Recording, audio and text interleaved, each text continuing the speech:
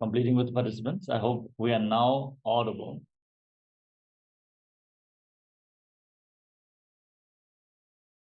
If you could just let us know in the chat whether everything is clearly audible now. Okay. Yes. Let us. Going to be right back after just a short moment.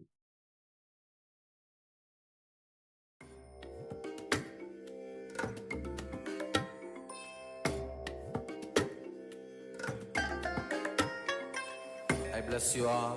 Let you all open all your three eyes and manifest the powers of Mahasadashiva. Om Nithyananda Paramashivoham. Om Nithyananda. Okay.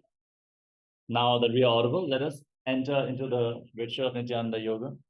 Sit with your head, neck, and spine in a straight line. Join your hands in Namaskara Mudra in front of your heart center. Close your eyes, take a deep breath. Visualize Swamiji in your inner space as we open the session with the Sadguru Vandanam. Nithyanandam Paramasukadam Kevalam Jnanamurtim Andvatitam Gagana Sarvasham Tadvamasya Laksham Ekam Nityam Vimalamachalam Sarvadi Sakshi Bhutam Bhavatitam Trigunarahitam Sadgurum Tam Namami. Let us now invoke Paramashiva's presence by chanting the Shiva Mula Mantra Om Ham Hom Shivaya Namaha 11 times. Please follow along internally. Om Ham Hom Shivaya Namaha.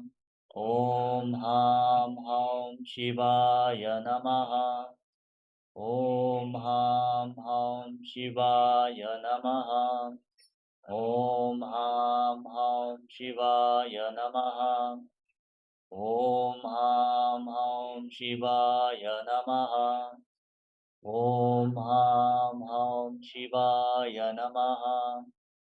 Om Ham Hom Shivaya Namaha. Om Ham Hom Shivaya Namaha. Om Ham Hom Shivaya Namaha. Om Ham Hom Shivaya Namaha. Om Ham Hom Shivaya Namaha. Next, we are going to perform the Tattvachamanam, the ritualistic cleansing. Now, take your Panchavattam and the Udani. Keep your right hand in the Gokarna Mudra in the shape of a cow's ear. Take one Udani, 1 spoon of water, pour it into your right palm. And each time the word Swadha is chanted, sip the water from the bottom of your right palm for a total of 3 times.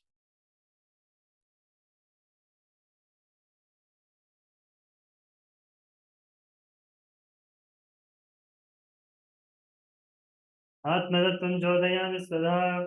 Om Vidyadattvam chodayami svadha. Om Shivadattvam chodayami svadha. Now wash your right hand with the water from the Panchapatram. Wipe your lips twice with the bottom of your right thumb. Om Ham Hridayaya Namaha. Wash your hand again. With index, middle, and ring fingers touch above the upper lip and below the lower lip. Then wash your hand again.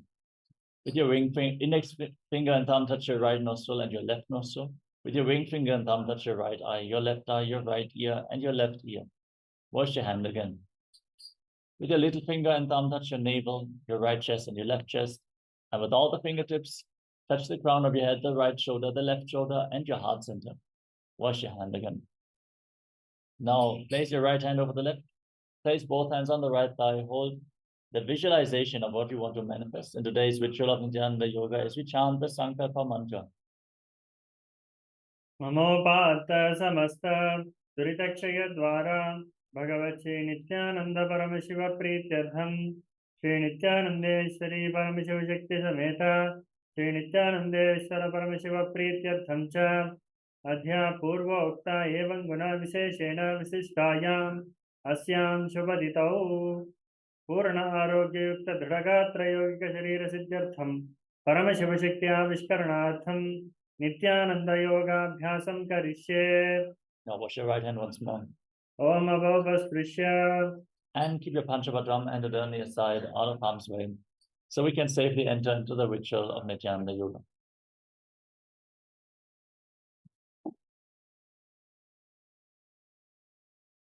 Starting off with the first asana of the sequence, Sukhasana. Sit in a comfortable cross-legged position with your head, neck, and spine in a straight line.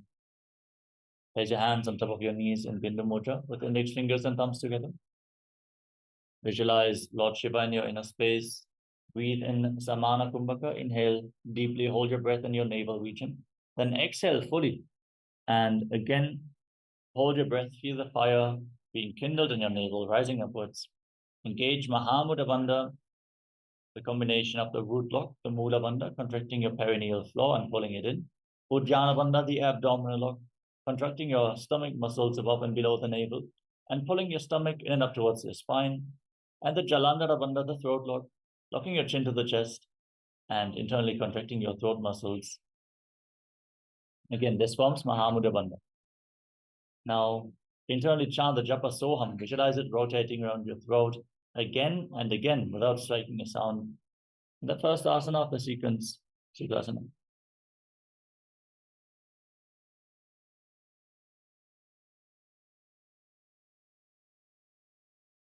Sukhasana. Tat Sukhasana-mityuktam-ashaktas-tat-samacharet asanam vijitam yena jitam tena jagatrayam.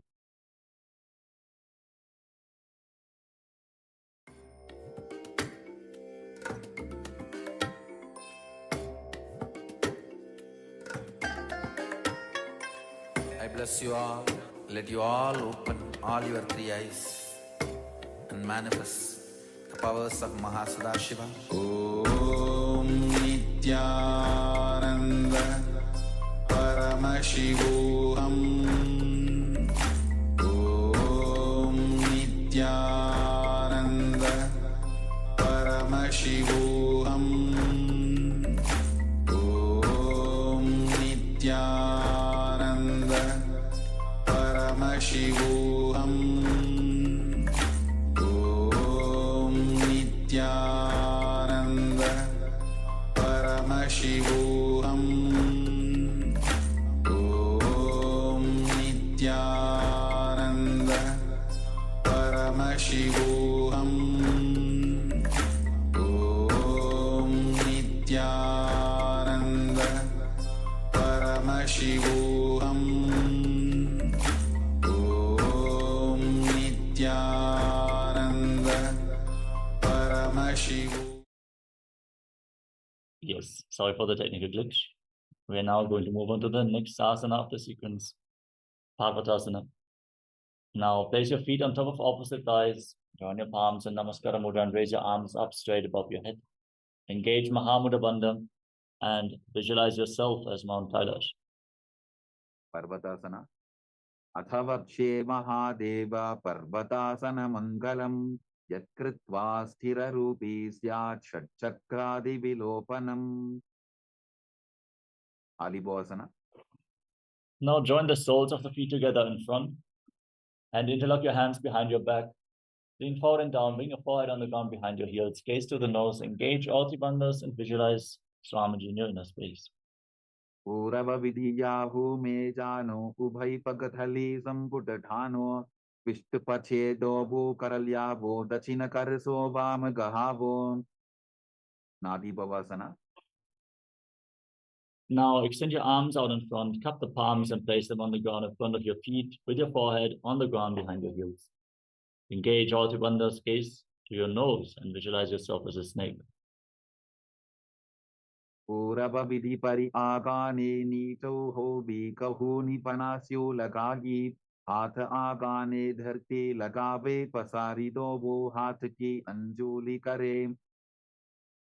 Kokilasana. Now bring your hands into Prana Mudra. Extend index and middle fingers, hold your little and ring fingers with your thumbs and catch your big toes with your hands. Extend your legs forward and up. Cross them into Padmasana and then lean forward and down onto your elbows. Engage all the wonders and visualize yourself as a bird. अथान्यदासनं वक्ष्ये येन सिद्धो भवेन्नरः अकस्माद् वायुसञ्चारं कोकिलाख्यासनेन च. Nithyananda. Now stack your knees and ankles. Hold on to opposite elbows and start rotating your arms in a circular motion. Gaze to your nose, engage all the wonders and visualize Swamiji. Change the direction of the movement every once in a while in Nithyananda. घोड़ा बामा पाद की आसमाहिली सोज दस चरण को बारलौता परिकुल्प समोज वाम पाद को महिलौ बहुरौ बुल्फतुतान तापरि घोड़ा दस की आश बारली ढान. Gadasana. Now place your hands on the ground and raise your hips up high, straighten your legs and scoop your head and chest forward and down again and again. Pull your stomach in and up, Nudhyana Bandham, and visualize yourself as an elephant. Nyujjam padagre bhumau pritvalambhi bhuyamastakaagre nidhaya nitambam urdhvamunnamaya nabilaksham bhumau nasika maninya. Rikshasana. Now from the same position, push one heel to the ground and lift the other heel up. Alternate the movement on both sides again and again as you visualize yourself as a bear. एकैकं पादमापुञ्ज गजासनं कुर्यात् ऋक्षासनं भवति. Vaishasana. Now rise up. Stand on the tips of your big toes. Bring your hands to the chest and Hridaya Mudra with index, middle, and ring fingers joined together. Keep your elbows raised and pull your stomach in and up in Uddiyana Bandha as you visualize Swamiji in your inner space. केशेन पादयुगलं बन्ध्वातिष्ठे दधो मुखः अथ वैश्यावक्ष्ये यत्कृत्वा सत्यवान् भवेत्. Balalingasana. Now interlock your fingers from the outside in Sarva Shankari Mudra. Pull one knee towards your chest, pull it close with both hands, and first is Purta Janu Karana. Now stand in Arimandi posture, heels together, toes pointing outwards and knees bent. Bring your hands to the chest, elbows raised, and now lift one knee up along the center of your body in a circular motion. And follow along with the respective hand on both sides again and again. Move your arms and legs gracefully.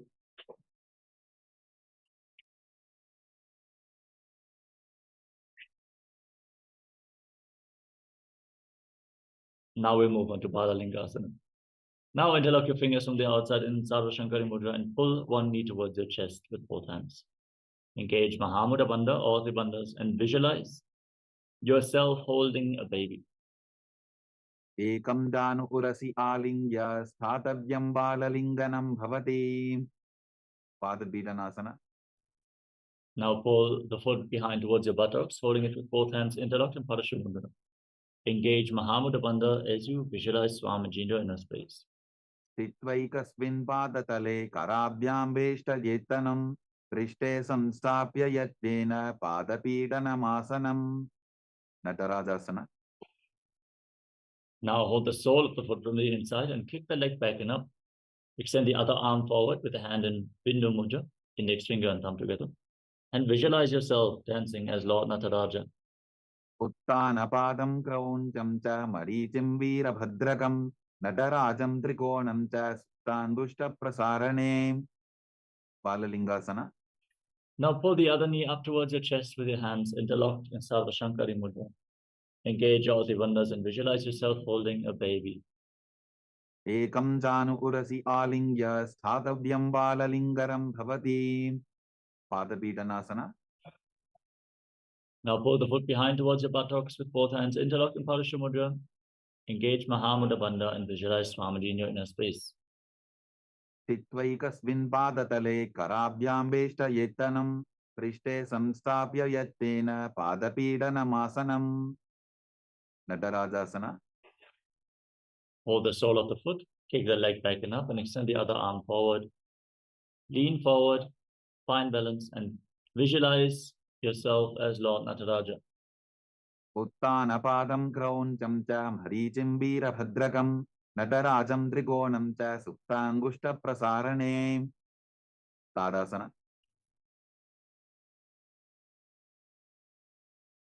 Now stand in Adimandi posture, heels together, toes pointing outwards and knees bent. Bring your hands to the chest, elbows raised, and step the right foot behind the left. As you swing the right arm back and forth like a pendulum, gracefully moving your fingers one by one. And place the hand over the nose, uncross your ankles, step the left foot behind, repeat the movement on the other side. Then Ardha Rechita Karana.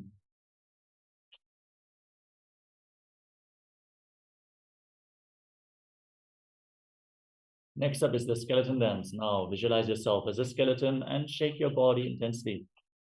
Hold the visualization of your bone structure as you move every bone in your body.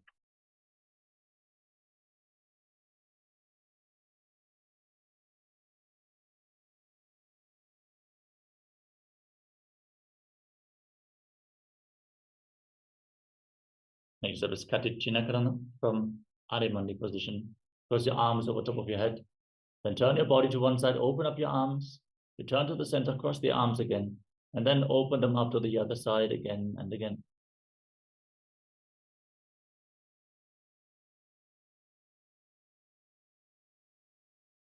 We'll move on to Tadasana. Now, stand on the tips of the toes and raise your arms up parallel above your head.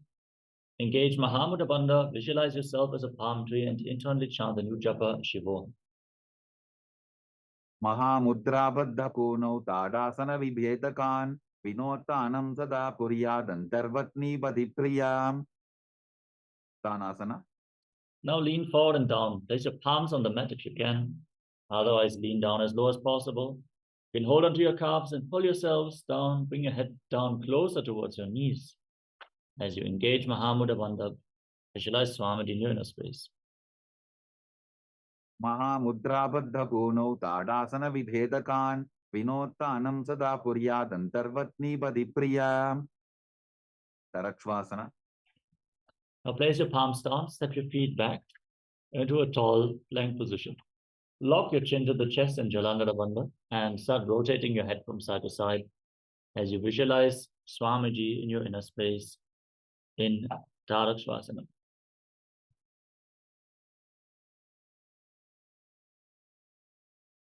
Gajasanavastitva mastakam varam varam dakshina kokshim savya kokshim najet Tarakshvasanam bhavati. Bhujangasana. Now lay down flat on your stomach. Keep your hands at the side of the shoulders and raise your head and chest up by the strength of your lower back. Open up your mouth and inhale through the hollow of your throat in Bhujangani Mudra as you visualize yourself as a cobra. Angushthanabhiparyantam adho bhumo vininyaset karabhyam tadaran dritva urdvashirsha phanivashim dehad nirbardhate nityam sarvaroga vinashanam jagarti bhudaji devi bhujangasana sadhanate. Shashasana. Now push your body back up into the plank position and alternate pulling one knee in towards your chest back and forth. Breathe calmly through your nose as you visualize Swamiji in your inner space. Gajasana samstito janudvayamakuncha varam varam kartavyam shashasanam bhavati. Prathasana. From the same position, now step one foot in between the two hands and jump the front foot back, bring the other foot in between the hands again and again as you visualize yourself pulling a chariot. Gajasana samstito evaikam padam purvamargena brahmajitva kartavyam tathasanam bhavati. Virabhadrasana. Now rise up with one foot at the front, the other foot far back toes facing sideways. Bend the front knee at a 90-degree angle and raise your arms up parallel above your head. Pull your stomach in and up in Uddiyana Bandha. Gaze up towards your third eye and visualize yourself as Lord Beloved. Vasishtamata kaundinyam urdhakukudamevacha ashtavatkramatotanam mayuram setu bandhanam uttana padam krauncham cha marichim virabhadrakam nataracham trikonam cha suptangushta prasarane. Virabhadrasana. Now exchange the position of your feet. Bring the other foot to the front. Bend the front knee. Raise your arms up. Pull your stomach in and up and gaze towards your third eye. visualize yourself having 8 arms as Lord Vedavat. वासिष्ठमथ कौण्डिन्यम् ऊर्ध्वपुक्कुडमेव च अष्टावक्रमतोत्थानं मयूरं सेतुबन्धनम् उत्थानपादं क्रौञ्चं च मरीचिं वीरभद्रकं नटराजं त्रिकोणं च सुप्ताङ्गुष्ठप्रसारणे vrikshasana. Now raise one foot up towards the inner opposite thigh. Join your palms and raise your arms up over top of your head. Keep your elbows straight. Engage your Dhyana Bandha and visualize yourself as a tree. वामोरुमूलदेशे च याम्यं पादं दिधार्यतो तिष्ठेत्तु वृक्षवद्भूमौ वृक्षासनमिदं विदुः. Gurvasana. Now bring the raised foot on top of the opposite hip and join your hands in Namaskara Mudra in front of your heart center as you visualize yourself with big wings on your back as Lord Garuda. करुरासनमावक्ष्ये येन ध्यानं स्थिरं भवेत् सर्वदोषाद्विनिर्मुक्तो भवदीह महाबली एकपादमुरो बद्ध्वा एकपादेन दण्डवते जङ्घापादसन्धिदेशे चानुव्यग्रं व्यवस्थितः. Vrikshasana. Now repeat Vrikshasana on the other side. Bring the other foot up towards the inner opposite thigh. Join your hands and raise them up. Pull your stomach in and up and visualize yourself as a tree. वामोरुमूलदेशे च याम्यं पादं निधार्यतो तिष्ठेत्तु वृक्षवद्भूमौ वृक्षासनमिदं विदुः. Varvrasana. Now bring the raised foot on top of the opposite hip. Join your hands in Namaskara Mudra and visualize yourself as Lord Garuda. गरुरासनमावक्ष्ये येन ध्यानं स्थिरं भवेत् सर्वदोषाद्विनिर्मुक्तो भवतीह महाबली एकपादमुरो बद्ध्वा एकपादेन दण्डवते जङ्घापादसन्धिदेशे जानुव्यग्रं व्यवस्थितम्. त्रिकोणासना. Now step one foot forward and the other foot far back with the back toes facing sideways. Extend your arms out parallel to the ground and lean forward and down. Bring one hand at the front foot, the other arm pointing up to the sky. Gaze up along the raised arm as you visualize yourself as a triangle. उत्थानपादं क्रौञ्चं च मरीचिं वीरभद्रकं नटराजं त्रिकोणं च सुप्ताङ्गुष्ठप्रसारणे. Trikonasana. Now rise up, exchange the position of your feet and lean down towards the other foot. Raise the other arm up, gaze up as you repeat Trikonasana, the triangle posture on the other side. उत्थानपादं क्रौञ्चं च मरीचिं वीरभद्रकं नटराजं त्रिकोणं च सुप्ताङ्गुष्ठप्रसारणे. Now rise up, stand in Arimandi posture. Ears together, toes pointing outwards and knees bent. Raise one heel off the mat, bring your hands in front of your chest with the palms facing each other. Then stomp the raised heel down, lift the other heel up and exchange the position of your hands in front of your chest again and again. Indikutta Kakarana.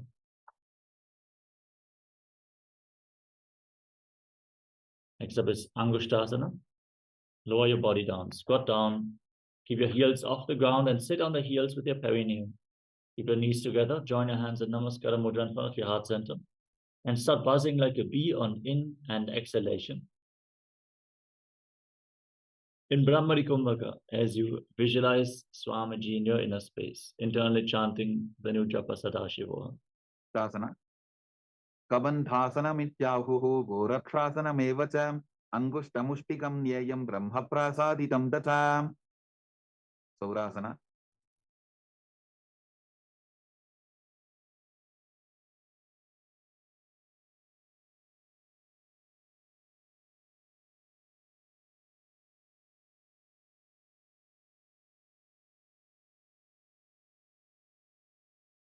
Now step one foot forward and keep your hands at the side of your body with the palms facing forward in Vara Mudra.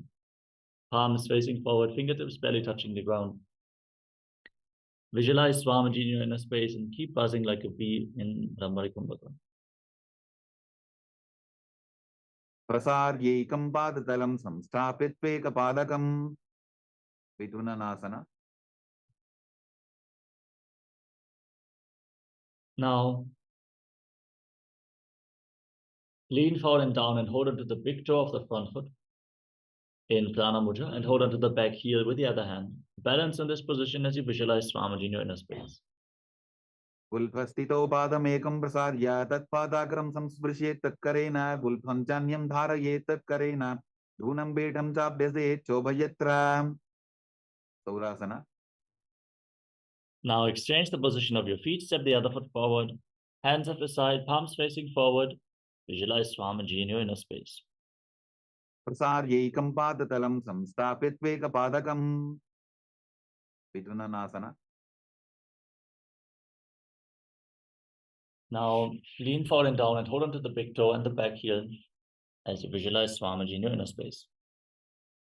गुल्फस्थितो पादमेकं प्रसाद्य तत्पादाग्रं संस्पृशेत् तत्करेण गुल्फं जान्यं धारयेत् तत्करेण धूनं पीठं चाभ्यसेत् चोभयत्र ब्रह्मचूरं कुशासना. Now step both feet in, sit on the raised heels, keep your toes tucked, separate your knees and place your hands on top, the palms facing up.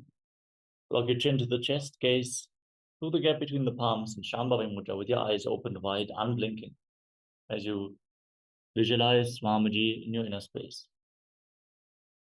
टोबू प्रणापानी होय वैसे AD टोबुदानी वैसे कोरबकतल्या की माहिली Ayush माहेरा शेमिली कपिलासना.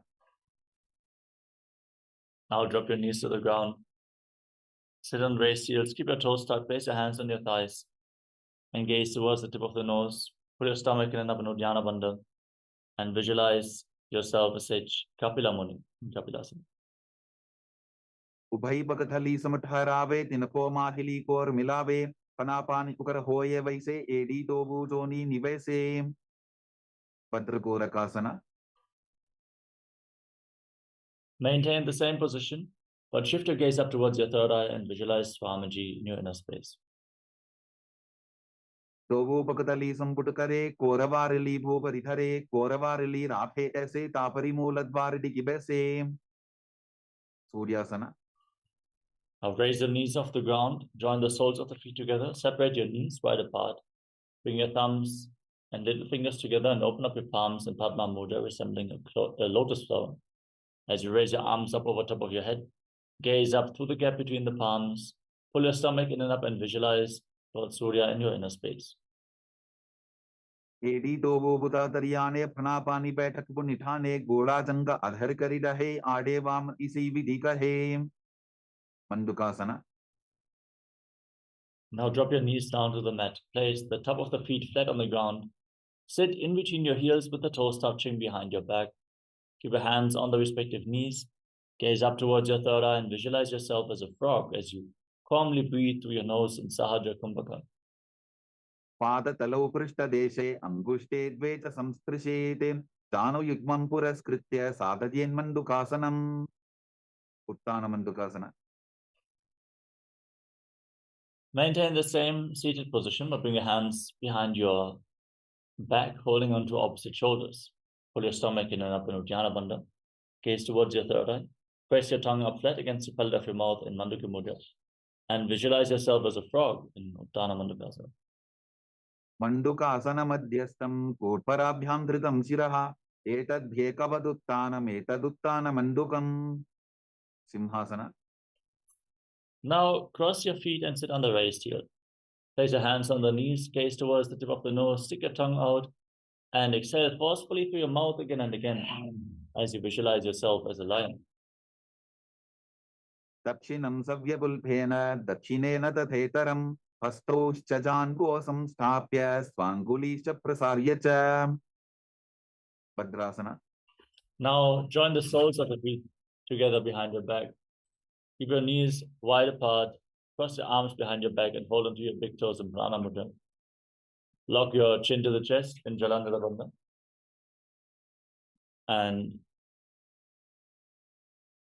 gaze to the tip of the nose. Return to buzzing like a bee in Brahmari Kumbhaka as you visualize Swamiji in your inner space.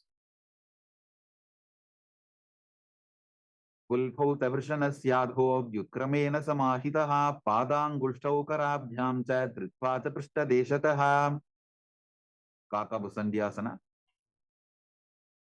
Now Place your feet flat on the ground. Keep your knees raised. Bring the arms in between the legs and your hands behind your back. Try to interlock your hands in Padasha Mudra as you gaze to the nose and visualize yourself as a crow. प्रथमे बेसको ठाने Dogu हाथ पकम वीच आने तिनको मोड़ी नल्या परिल्यावे पिष्टपछे काकसी करावे कानिपोहसना. Now place your palms on the mat in front of you. Bring your knees onto your arms towards your armpits. Straighten your legs. Raise your hips and lean forward. Balance on your arms as you visualize Swamiji in your inner space. आसन को गुण आशीर्षिता होगी तो आची होई. Kapaliyasana. We're now going to move on to the first inverted posture of this sequence. Please take the necessary precautions, especially if you have any injuries or any medical conditions like high blood pressure. We also request all the pregnant women to not perform any of the straining asanas like inverted postures, and especially not perform any of the forward bends of this sequence. You can lean against the wall for support if needed, or if you have a partner around to support you, ask them to support you in the balance of the inverted postures. Now, place your palms on the mat, your head on the ground, form a triangle between your head and your hands. Raise your knees onto your elbows, your hips above the shoulders, and then raise your legs up straight into a headstand. Gaze towards the tip of the nose and visualize Swamiji in your inner space as you continue to buzz like a bee in Kapaliyasana. शीशा धरती टेकी पबदो भूमिलिवा ऊंचा भुकरे. Parshvamayurasana. Gently lower your legs down, come to a squatting position. We're now going to move on to the next pranayama, which is Rejaka Kumbhaka. Exhale fully and then hold your breath in the exhaled state. Now, from a squatting position with your palms on the ground, twist your body to one side and align one knee and the respective hip with your elbows. Lean forward, extend your legs out to the side and balance on your arms. As you gaze to your third eye, visualize yourself as a peacock. Mayuram dandavat kuryan mayuram dandanamakam kuryan mayuram parshvabhyam mayura parshvanamakam. Parshvamayurasana. Now twist your body in the opposite direction. Again, lean onto your elbows with knee and hip. Find balance, extend your legs out to the side. Exhale fully and hold your breath as you gaze to your third eye and visualize yourself as a beautiful peacock. Mayuram dandavat kuryan mayuram dandanamakam kuryan mayuram parshvabhyam mayura parshvanamakam. If you struggle to find balance in this asana, try to lean onto both elbows, not just on one. Bahiraganathasana. Now walk your hands forward and step one foot outside the shoulder in between the two hands. Push your hips forward. Raise your head up and gaze up towards your third eye as you visualize yourself as Lord Kala Bhairava. Asana ko guna piti jayi. Bahiraganathasana. Now exchange the position of your feet. Step one foot back and the other foot forward. Gaze up and visualize yourself as Lord Kala Bhairava. Asana ko guna piti jayi. Unmukha Bhidasana. Now step both feet back and bring your forearms on the ground from the plank position. Lift your head and gaze to your third eye as you visualize Swamiji in your inner space. Gunnistau januni hastau chatushpadama manmuham uttapitangri ubala katistalam abhiruka. Vasishtasana. Rise back up onto your hands and rotate your body. Lift one arm up towards the sky. Balance on one arm. Keep your body straight as a plank. Your arms straight, shoulders aligned. Gaze up along the raised arm as you visualize yourself as Eshvashita. Urdhva gupputa vasishta maricha hala matsyakam parivrittim chodrasya vibitam danurasanam. Vasishtasana. Now rotate your body in the opposite direction.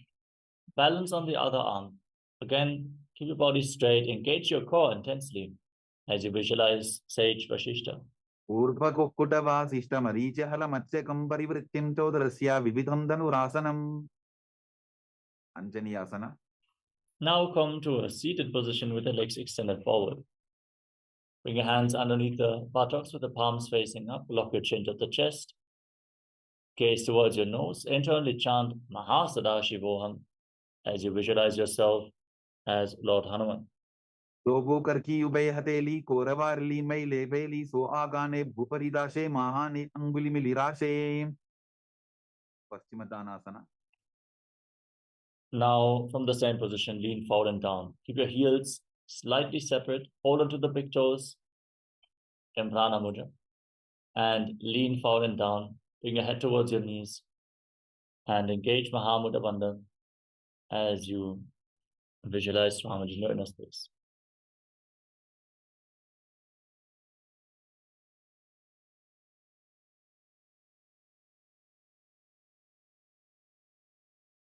जानु परिललाटन्तो पश्चिमं तानमुच्यते येन केन प्रकारेण सुखं धार्यं च जायते.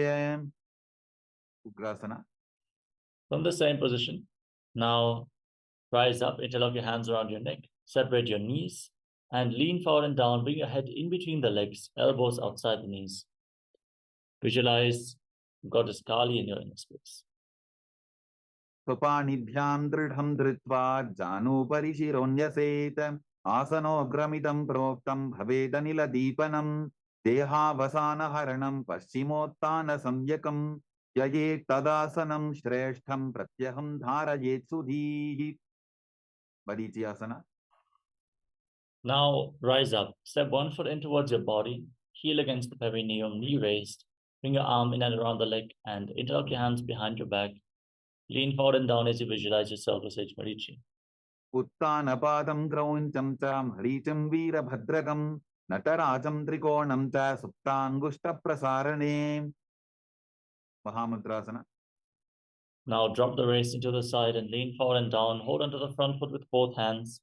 Gaze to the nose. Exhale. Hold your breath. Engage Ati Bandhas and visualize Swamiji.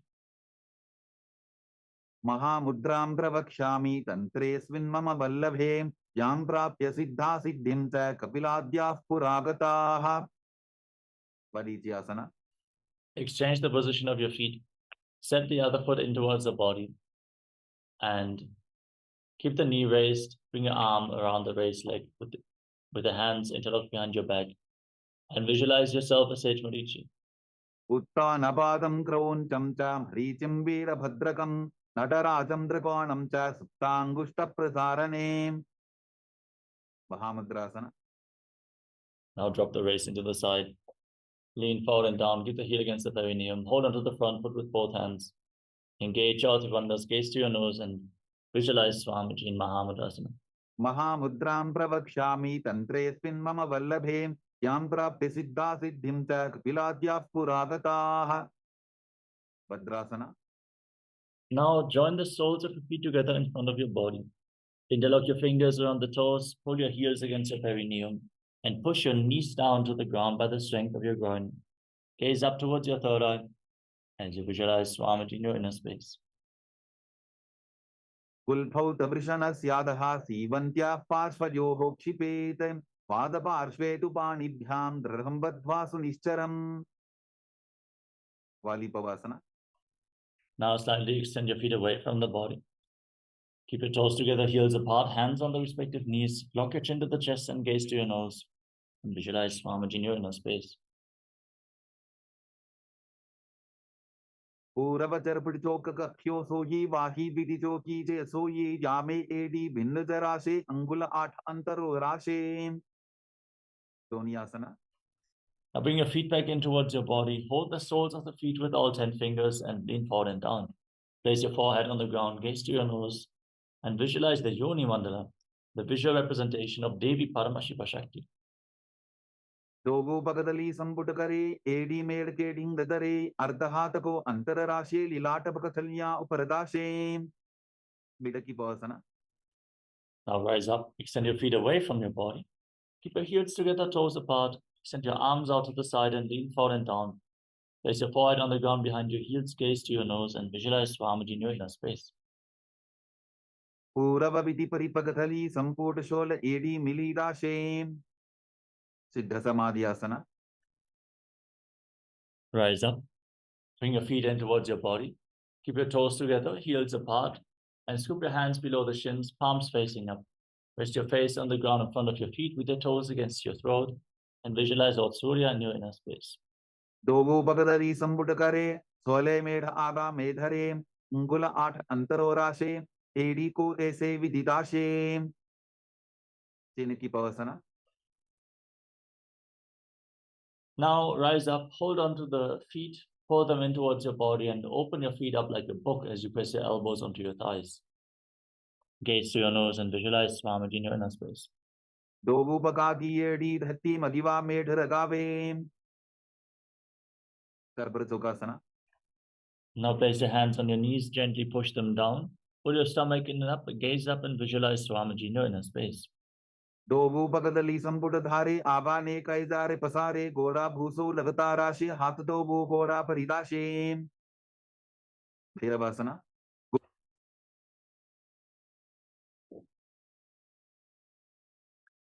Now rotate your feet. You can use the support of your hands. Lift your heels up, bring your toes down. Then push your knees to the ground and place your hands on top in Bindu Mudra. As you pull your stomach in and up and gaze towards your third eye, visualizing yourself as Lord Kala Bhairava in Bhairavasana. Ulpo Sampita Chan Yonyam Vikrameno Titam Shanihi, Chanbo Paswakato Hasto Dandavat Bhairavasanam. Samanasana. Now keep one heel against your perineum and lift the sole of the other foot against your chest.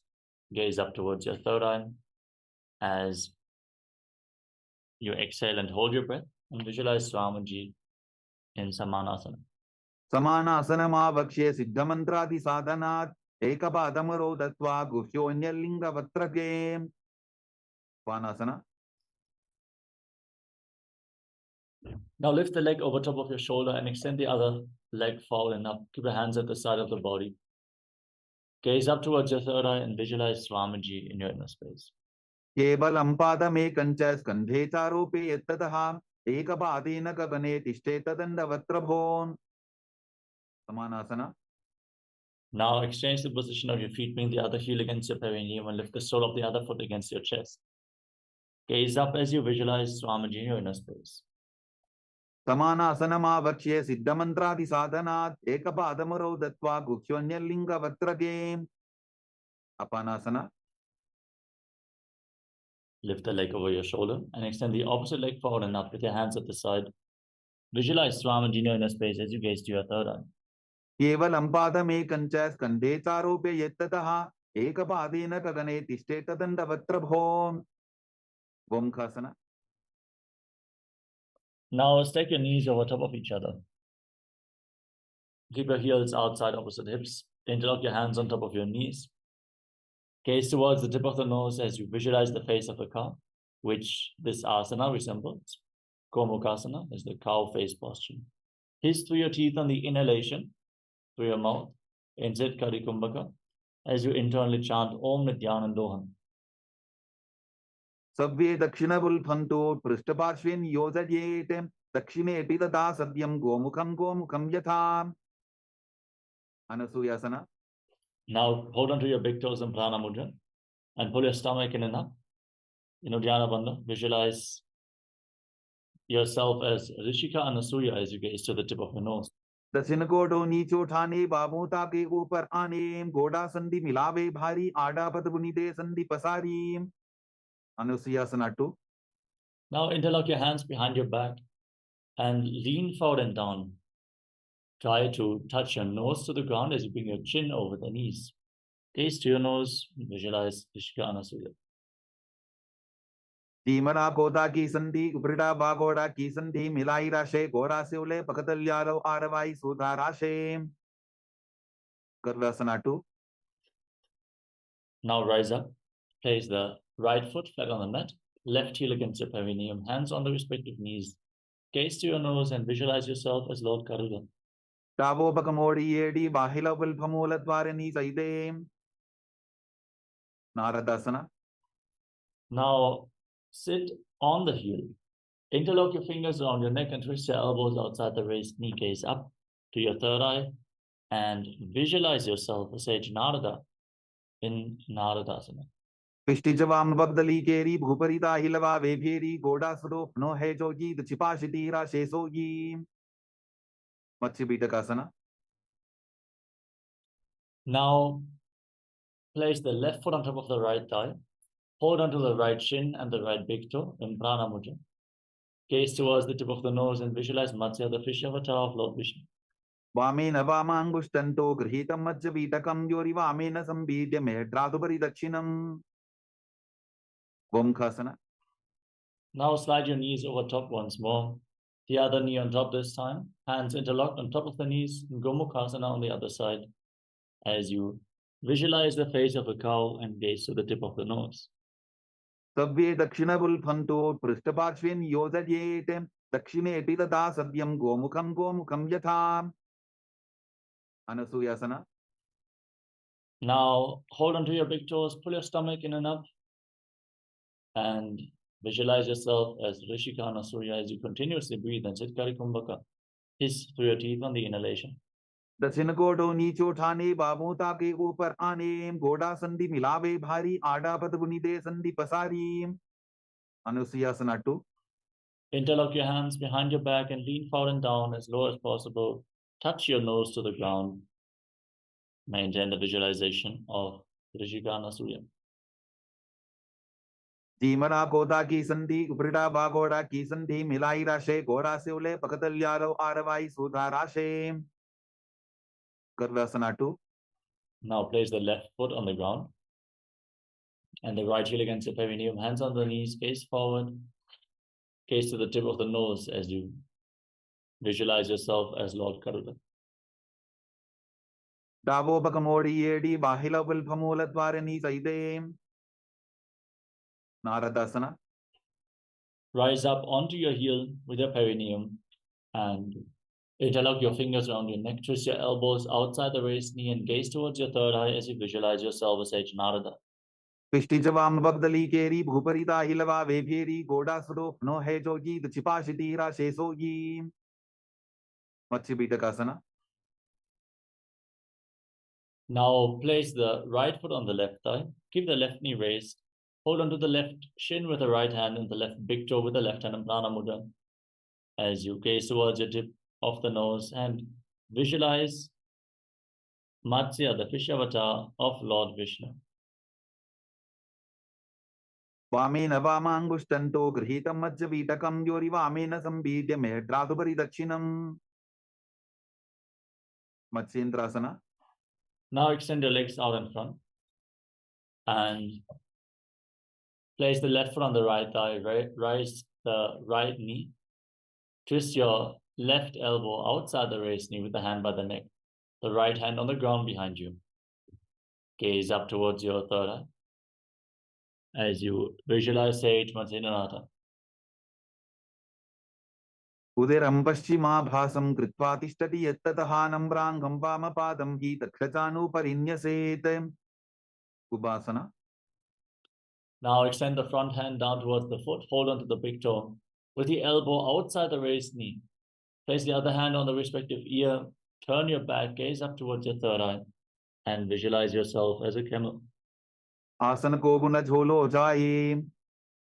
Matsyendrasana 2.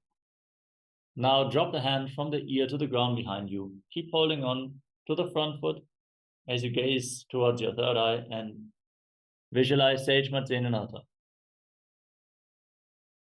Vatsyendra Pitham Dadara Pradiptim Pratandara Pandala Khandanastram Abhyasatat Kundalini Prabodham Dandastiratvam Hidatati Pumsam. Matsyendrasana. Now stretch your legs out in front of you. And now place the right foot on the left thigh.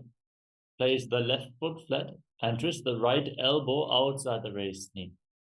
Bring your hand by the neck, the other hand on the ground behind you. Twist your spine, gaze towards your third eye, and visualize Sage Nithyananda. Uderam Paschima Bhasam Kritva Tishtati Yattataha Nambrangam Vamapadam Hi Takshachanu Parinyaset. Ubasana. Now extend the front hand down towards the foot with the elbow outside the raised knee. Hold onto the big toe and place the other hand on the respective ear. Gaze up towards your third eye as you visualize yourself as a camel. Asana ko guna jholo jaye. Machendrasana 2. Now drop the hand from the ear to the ground behind you and gaze up towards your third eye as you visualize Sage Matsenanata. Vatsyendrapeetham dadara pradittim pritandara pandala khandanastram abhyasatat kundalini prabodham dandasthiratvam hidatati pumsam. Padmasana. Now place your feet on top of opposite thighs and keep your hands flat on your knees. Gaze towards the tip of the nose as you engage Mahamudra Bandha, all three bandhas. Breathe in Sitali Kumbhaka, stick your tongue out, contract your lips and inhale through your mouth. Exhale through your nose as you internally chant Om Nithyananda Mahasadashivoham. Visualize yourself as Lord Shiva in Padmasana. Asanam dvedham proktam padmam vajrasanam tatha urdho rupaiche dhatte ubhe padatale yatha. Padmasana 2. Now cross your arms in front of your body and hold on to your big toes in Prana Mudra. Gaze towards the tip of your nose as you visualize yourself as Goddess Parvati, the consort of Lord Shiva in Padmasana 2. Uttanau charanau kritva uru samsto prayattataha uru madhye tathottano pani kritva tu tadrisho. Ukkutasana. Now, as you sit in Padmasana, bring your hands through the legs and place your palms on the ground. Lift your entire body off the mat as you balance on your arms and visualize yourself as a rooster. Padmasanam susamsthapya nanvororantare karo niveshya bhuma vasishted yomastap kukkutasana. Baddhakeki asana. Now, from Padmasana, rise up onto your knees. Place your palms onto the body in front of your body with the fingers pointing towards your knees. Bend your elbows, bring your elbows in towards your navel and lean forward. Lift your knees off the ground and balance as you visualize Swamiji in your inner space. Dharamamastabhyakaratve tatkur paristapitanabi parshvaha Uchchasano dandavadutti tarkhe mayurame tatra vadanti bitham mayuram padmakam kuryat baddhakeki kathyate. Mayurasana. Now extend your legs back. Keep your palms on the ground. Elbows bent against your navel. Lean forward and lift your legs up straight off the mat as you visualize yourself as a peacock in Mayurasana. Athavakshe mahadeva mayurasana muttamam Omo nibatya hastaudvau kotparo paridehakam. Makarasana. Now relax. Lay down on your stomach. Interlock your hands around your neck. And turn your feet so the toes are pointing outwards. The heels are touching the mat. Place your forehead on the ground and visualize yourself as a crocodile. Adhyasashede hridayam nidhaya bhumo jabado te prasadyamano Sirascha dhritva varadanda yugme dehagnikaram makarasanam tat. Salabhasana. Now place your palms down at the side of your shoulders and lift your legs off the ground completely, including your knees. Hold this position as you visualize yourself as a locust. Adhyasashede karajukma vaksho bhumimavashtabhya karayostalabhyam padau te shunye cha vitasti chodhvam vadanti bitham shalabham munindra. Ushtrasana. Now bend your knees and hold onto your feet. Pull your feet outside the hips. Try to touch your heels to the ground as you visualize yourself as a camel. Adhyasashede padayukma vyastam prishtedi dayapi dhritam karabhyam apunchayet samyak udara sevadhamushpranta bitham yogino vadante. Dhanurasana. Firmly hold onto your feet and kick your legs back and up. Raise your head and chest. Lift yourself up high as you gaze to your third eye and visualize yourself as Pinaka, Lord Shiva's bow. Prasadya padau bhuidanda rupau karota prishte dhritapada yukmam Kritva dhanustulya vivartitangam nigadya yogi dhanurasanam tat. Barbasana. Now come to a kneeling position. Sit in between your heels with the toes touching behind your back. Place your hands on top of your knees. Gaze towards your third eye and breathe calmly through your nose in Sahadra Kumbhaka. Internally chant Om Nithyananda Paramashivoham as you visualize Swamiji in your inner space. उल्टा मोड़ी बावतो वैसे बहुरोच विधि करे कैसे पावन महिला बुल्प होबु कुला पाशितीला वेसोबु कोई आसना. Now we're going to enter into another inverted posture. Set yourself up in front of a wall for support if needed. From the kneeling position, place your forearms on the ground, elbows shoulder width apart. Interlock your fingers. Place your head on the ground. Support it with your hands. Raise your hips up high. Straighten your legs and lift your legs up. Keep your knees bent and pull your knees in towards your chest. Squeeze your body into a ball. Try to touch your knees to the chin as you gaze to the nose and visualize Swamiji in Gohyasana. तो वो हाथ की कहुनी जोगी पुनः कलाई जाने दोगी. Shirasana. From this position now, extend your legs up straight into a headstand. Gaze towards the tip of the nose as you visualize Swamiji in your inner space. Breathe calmly in Sahadra Kumbhaka in Shirshasana. विपरीतं मण्डलं तद् विधैव विदितं हिनः दण्डासनं दिदा प्रोक्तं विपरीतोपवेशने. Odyasana. Now relax. Lower your legs down gently and come to a seated position. Extend your legs forward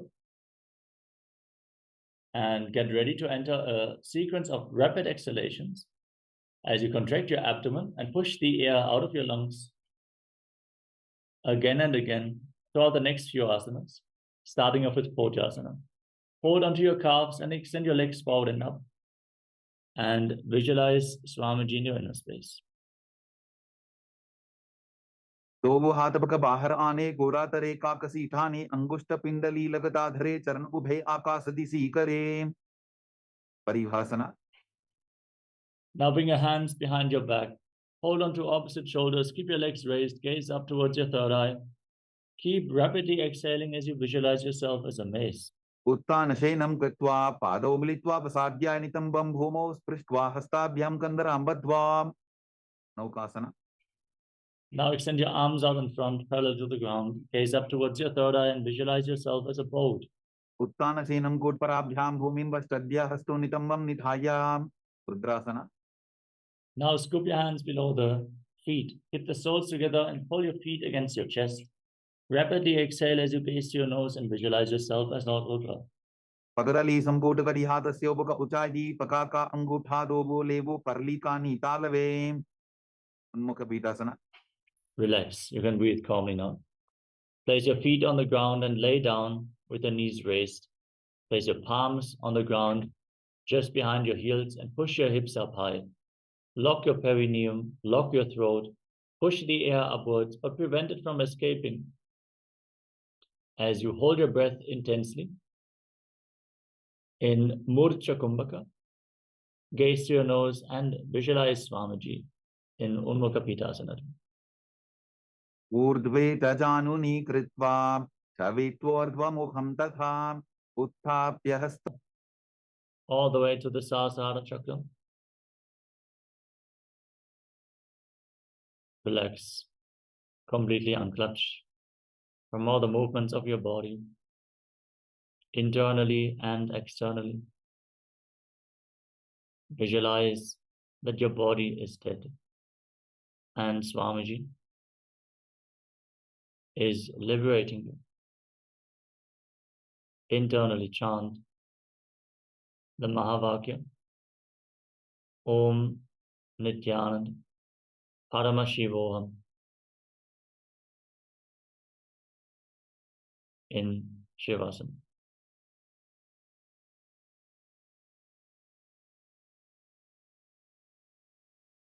उत्तानं शववद्भूमौ शयनं तु शवासनं शवासनं श्रान्तिहरं चित्तविश्रान्तिकारकम्.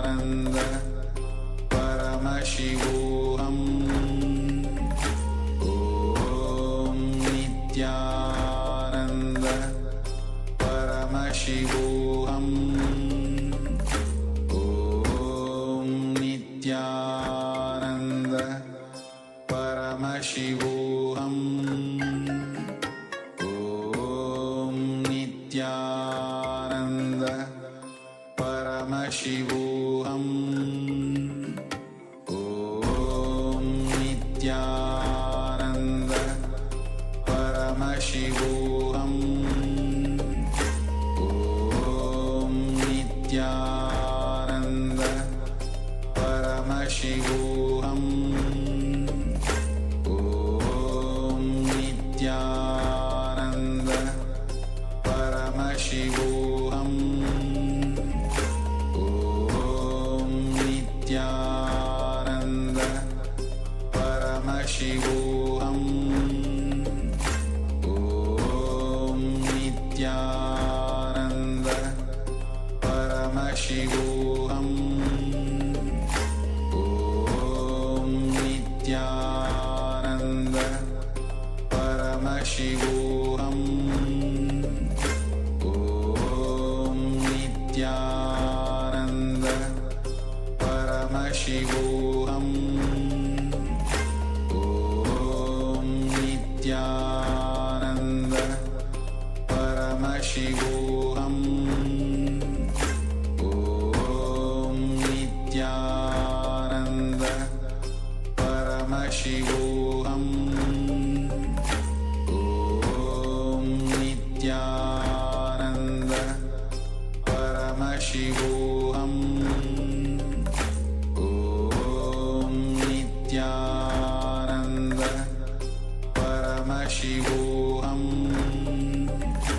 Om Nithyananda Paramashivoham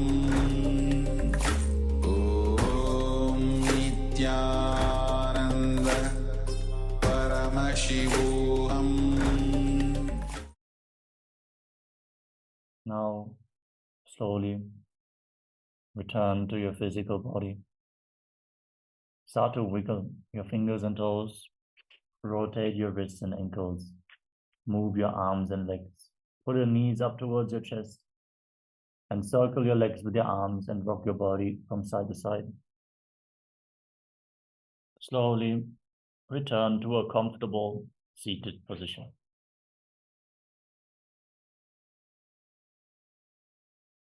Congratulations, you completed the first 108 asanas of this sequence, the Pratama Vinyasa Krama.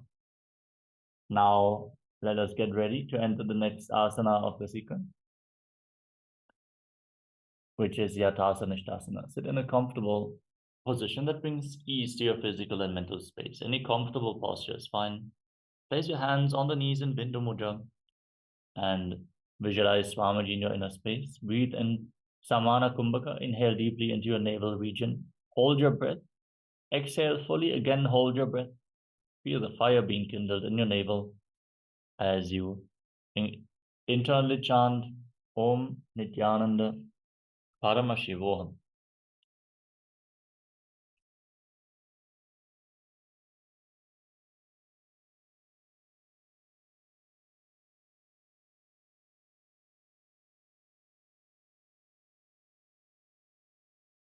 यथासनिष्ठासन पर्यंकं तत्समाख्यातं यथसंस्थं यथा स्थितिः samasana. Now come to a cross-legged position and place your hands on the knees in Bindu Mudra. Inhale and exhale as deeply as possible and as slowly as possible as you visualize Swamiji in your inner space. इदानीं गर्भिणीनां योगाभ्यासो यथा लभो सुखप्रसवलाभाय प्रोच्यते प्राप्तनेपथि दण्डपद्मवरद्वाज वीरभद्रसमानितो आसनानि सदा कुर्यात् सुदीर्घैरे च पूरकैः. उत्तासना. Now bring the left heel against the perineum and stack the right foot on top of the left. Keep your hands flat on your knees and gaze towards the tip of your nose as you visualize yourself as a sage liberated by the Supreme Pontiff of Hinduism. निपीड्यसीविनीं सूक्ष्मां दक्षिणेतरबुल्भतः वामं याम्येन बुल्भेन मुक्तासनमिदं भवेत्. सिद्धासना. Now place your hands On the knees, gaze up towards your third eye and visualize Swamiji in your inner space. Anuksambhimidendriyotaladasha pashyan bhruvorantaram Chaitan mokshakapada bhedajanakam siddhasanam projyate. Siddhyasana. Maintain the same position, but shift your gaze down to the ground in front of you. Engage Mahamudra Bandha, all the bandhas, the root lock, the abdominal lock, and the throat lock as you visualize Swamiji in your inner space. Vamapalike sivani madita sukhotano. Rudrasana 2. Now place your hands on top of the knees in Bindu Mudra and gaze up towards your third eye as you visualize yourself as Lord Rudra. Vamasarana parita chindarake ekachupatiye sevididake. Santathunasana. Now maintain the same position, but shift your gaze to the tip of your nose, embody tranquility and an unshakable nature. Asana ki gunaman ki tanachalata amita. Siddhasana 2. Now bring your hands in front of your navel, cup one palm over the other, in Samputa Mudra, resembling a closed lotus flower. Visualize Swamiji in your inner space. Vijukarya samasina siddhasana udiritam prasarya bhuipadu durvyamangushta madarate. Bandhayonyasana. Now set the sankalpa to manifest through the womb of creation. As you inhale all the way and hold your breath, then lock your mouth with the little and ring fingers, your nostrils with the middle fingers, eyes with your index fingers, and your ears with your thumbs in Shanmukhi Mudra, and hold your breath. Yutra madhye mahadeva bandhayonyasane shruno yatkritva kecharo bhutva vicharedi shvaro yatha. Virasana. Now place the right foot on the left thigh and bring the left foot below the right thigh. Keep your hands on your knees in Bindu Mudra and embody the state and space of bravery, Vira, in Virasana. Ekam padamathai kasmin minyasyorani samsitaha itarasvinstata chorum virasanam udiritam. Valmikasana. Maintain your legs in the same position, but shift your gaze up towards your third eye. Visualize the great sage Valmiki, poet and author of Ramayana.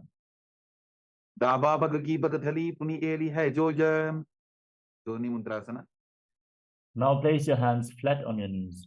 Gaze towards the tip of the nose and visualize Yoni Mandala, the visual representation of Devi Paramashiva Shakti herself. Vamapadagi bhagathali jahi mahili kodal. Yonyasana. Maintain your hands flat on your knees. Gaze up towards your third eye and visualize Yoni Mandala. Yonyasanam parvatena yokam yoga phaleni lam tatkara phalalan tavat khecharo yavadevahi. Vadrasana 3. Now join the soles of your feet together in front of your body. Interlock your fingers around the toes and pull your heels against your perineum. Engage Uddiyana Bandha, the abdominal lock. Gaze towards the tip of the nose and visualize yourself as Lord Veeravata. Vilphau chavrashana syadaha sivantya parsvayoho kshipet. Savi vilpham tata savye dakshapulpham tu dakshine. Aghorasana. Now place your left hand on the left knee and the right hand over top of your mouth. Close your left nostril with your index finger. Inhale through the right. Then close both nostrils. Hold your breath. Then exhale through the left nostril. And again, inhale through the left. Invert the breathing flow again and again in Abhyanta Kumbhaka. As you gaze up towards your third eye, curl your tongue back and push it up in Kechari Mudra. And visualize yourself as an Aguri. Purvakaho vishrika jogi vahi vidhi joki jaisogi. Kaneri pavasana. Now, slightly extend your feet away from the body and separate your heels as in Gvali Pavasana. Rest your elbows on the heels, rest your chin on your hands, and gaze towards the tip of the nose as you pull your stomach in and up in Uddiyana Bandha. And exhale fully and hold your breath after every exhalation, visualizing yourself as a female elephant drinking water. Gwali pava asana kakhyo hai jaise yahu maidane vidite se. Parasana. Now scoop your hands below your feet and interlock your fingers, lift your feet off the mat and balance. Gaze towards the tip of the nose as you visualize Swamiji in your inner space. Tatordham retayet payum vritanishvasa samyutam Gopi Chandasana. Now free your arms and interlock your fingers around the toes from above. Pull your feet against your chest. Rest your chin on the toes. Gaze towards the tip of the nose and embody the state and space of a king. Purava Vidipataka Angutha Kantuku Parashim Udarasana. Now once more, scoop your hands below the feet. Interlock your fingers around the toes from below and pull your feet against your chest. Gaze towards your nose as you visualize your body free from any defects. Dobopakadali Sambutane Ubehastakari Urda Hitane Vishishtasana. Now lift your feet up high in front of your forehead with your interlocked fingers in front of your forehead. Visualize yourself excelling in everything. Dobopakadali Jodi Samputakare Ujasana. Now lift your legs up one by one over top of the respective shoulders and bend your arms up. Try to hold onto your neck as you visualize yourself as a cobra. Shirasanam Tavideyam Kapshasanam Adafparam Grivasanam Tavaramam Gujasanam Ihochate Kalyanasana. With your legs up over top of your shoulders, bring your hands behind your back and try to interlock your fingers as you gaze towards the tip of the nose and visualize yourself as a beautiful, auspicious goddess. Do Hatbakam Mitane Tinko Bodani Chetane Sankatasana.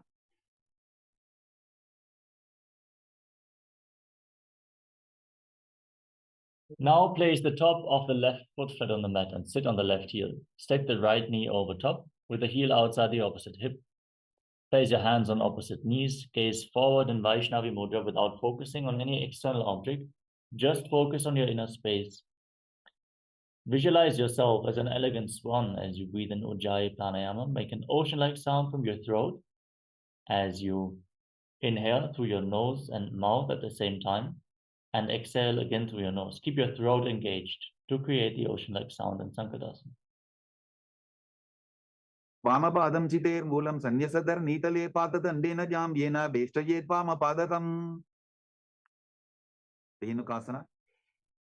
Now slide the left foot outside the hip and sit in between your heels. Place your hands on the top knee. Engage Ujjana Bandha, the abdominal lock, and visualize a cow in your inner space. Anashati Nagara Banjaram Rishilinda Vilyamni Pachandrasana. Now slide the right foot on top of the left thigh and bring the left foot on top of the right knee. Bring your left arm behind your back and twist your spine. Hold on to opposite thighs. Once you catch a hold of your thighs, twist your spine even further. Gaze up towards your third eye. Keep your spine straight, head, neck, and spine in a straight line. And visualize Swamiji in your inner space. Vamajanga Paritasiratane Vamahastapishti Sane Machandasana 2. Now untwist your spine. Hold on to your big toes and lean forward and down. Place your forehead on the mat and visualize Swamiji in your inner space. Prasamaji Manatar Najajoji Vamadanda Varila Pesoji Guru Asana. Rise up, interlock your fingers and place them on the left knee, the top knee. Engage Mahamudra Bandha and visualize Swamiji, your Guru, in your inner space in Guru Asana. Promole Drabada Sikanitika Pradesh Vulbhamsam Sapya Sankatasana. Now place the top of the right foot flat on the mat and sit on the right heel. Stack the left knee over top of the right heel outside the opposite hip. Place your hands on opposite knees, gaze forward and visualize yourself as an elegant swan. Vamapadam Chiter Mulam Sanyasadar Nitale Patatandena Jam Yena Bestayet Vamapadatam Dhenukasana. Now slide the right heel outside the hip, sit in between your heels. Pull your stomach in and up in Ujjana Bandha and visualize a cow in Dhenukasana. Anashati Nagara Banjaram Rishilinda Vilyamni Pachandrasana. Now slide the left foot on top of the right thigh and place the right foot on top of the left knee. Bring your right arm behind your back, twist your spine, hold on to opposite thighs and gaze to your third eye as you visualize Swamiji. वामजंग परिदशरठाने वामहस्तपिष्टे दिशाने. Machandasana 2. Untwist your spine, hold on to your big toes as you lean forward and down. Place your forehead on the ground, your navel close to your heels as you visualize Swamiji in your inner space. Prasamaji manatar najajogi vamadang varila kesoji. Guru asana. Rise up, interlock your fingers and place them on the right knee. Engage Oti Bandha's Mahamudra Bandha as you visualize your Guru Swamiji. Urumule Hidrabadasya Kanishtika Pradesh Ulbhamsam Sapya Pashvasana. Now place your feet flat on the mat and keep your knees raised. Pull your knees in towards your chest with your hand. Curl your tongue back and push it upwards in Kechari Mudra. As you gaze towards your third eye, visualize Swamiji in your inner space. Padatale Bhumo Nidhagya Chanani Ursi Nidhagya Viparita Hasta Bhyavu Saita Sandhya Nibadhya. Bodheshokasana. Now hold on to opposite wrists and rest your chin on the knees. Gaze towards the tip of the nose, curl your tongue back and up, and visualize yourself residing in an abode of bliss.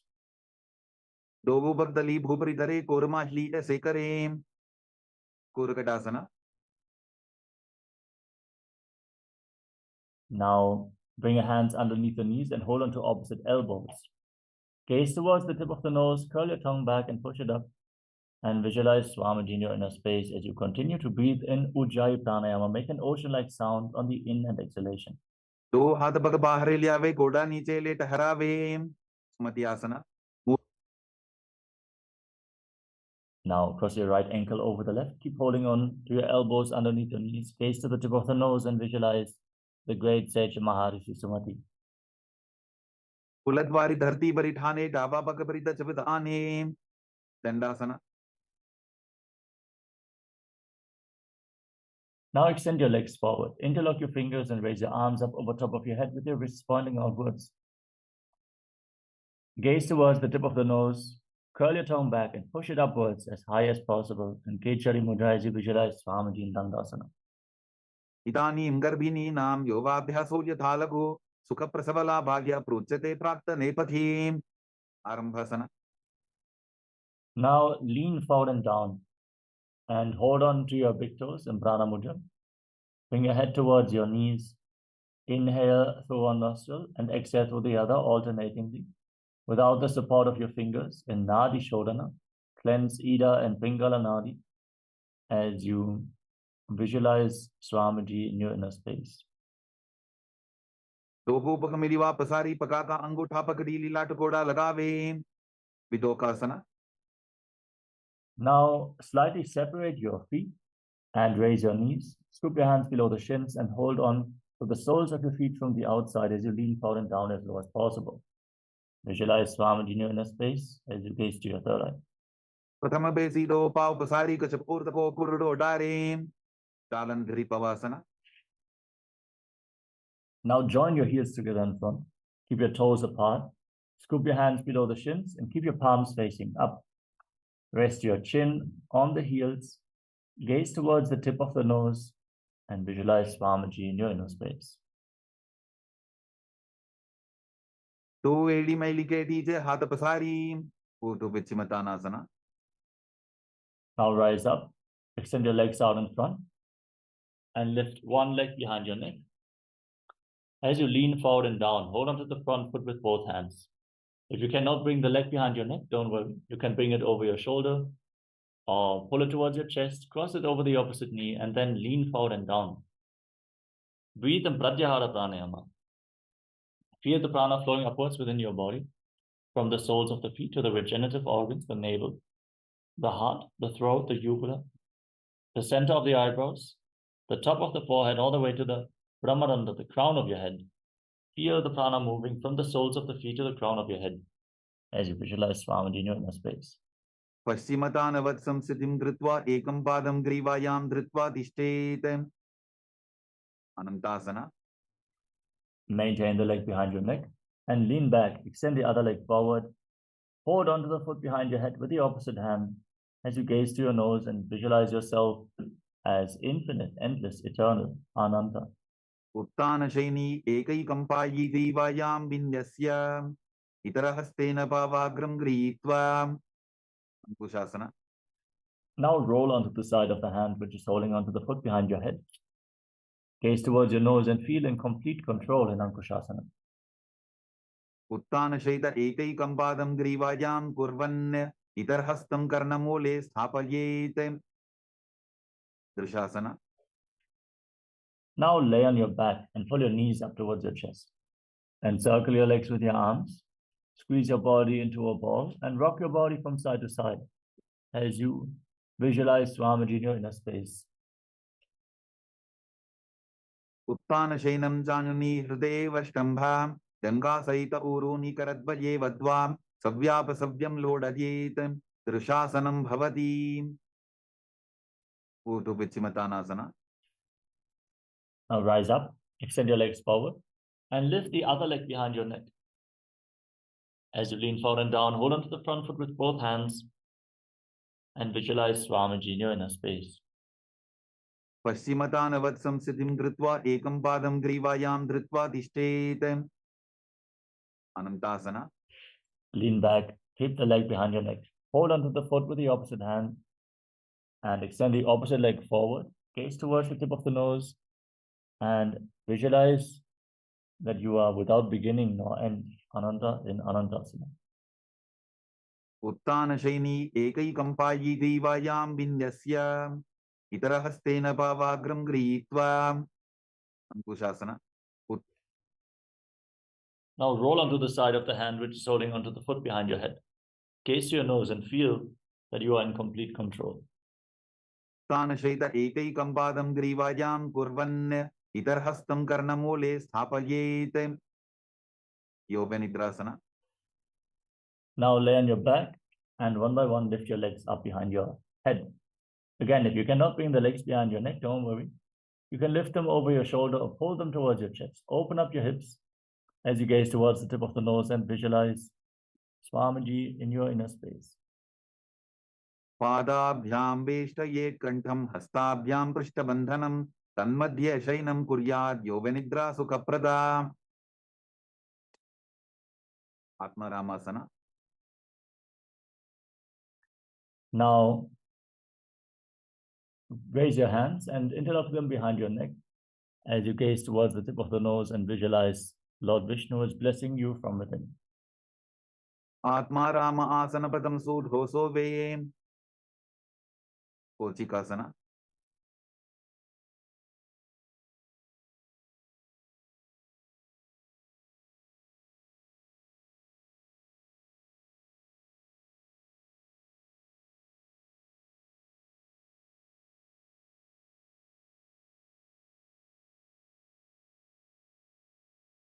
Now lay on your back and extend your arms out to the side at shoulder level. Pull your knees up towards your chest with the soles of the feet facing up towards the sky. Gaze towards your third eye and visualize Swamiji in your inner space. Do hat chita sakare tinaso ube sapakare. Jatara parivritti. Now pull your knees towards your chest and drop one leg to the side. Extend the opposite leg down. Now bend both knees to the side. Extend your legs to the side, hold on to the feet, and turn your head in the opposite direction as you visualize Swamiji in your inner space. Then return to the center. Pull your knees against your chest. Then drop the other leg to the side, extend the opposite leg down. Bend both knees to the side. Extend your legs to the side, hold on to the feet, and turn your head in the opposite direction in Jatara Parivritti 1, 2, and 3. Vritti kukshi bhage tridahi parikirtitaha baddhapornam suptapornam urdhvapornam athapicha. Dvandva Pithasana. Now place your feet flat on the ground. Raise your knees. Hold onto your ankles.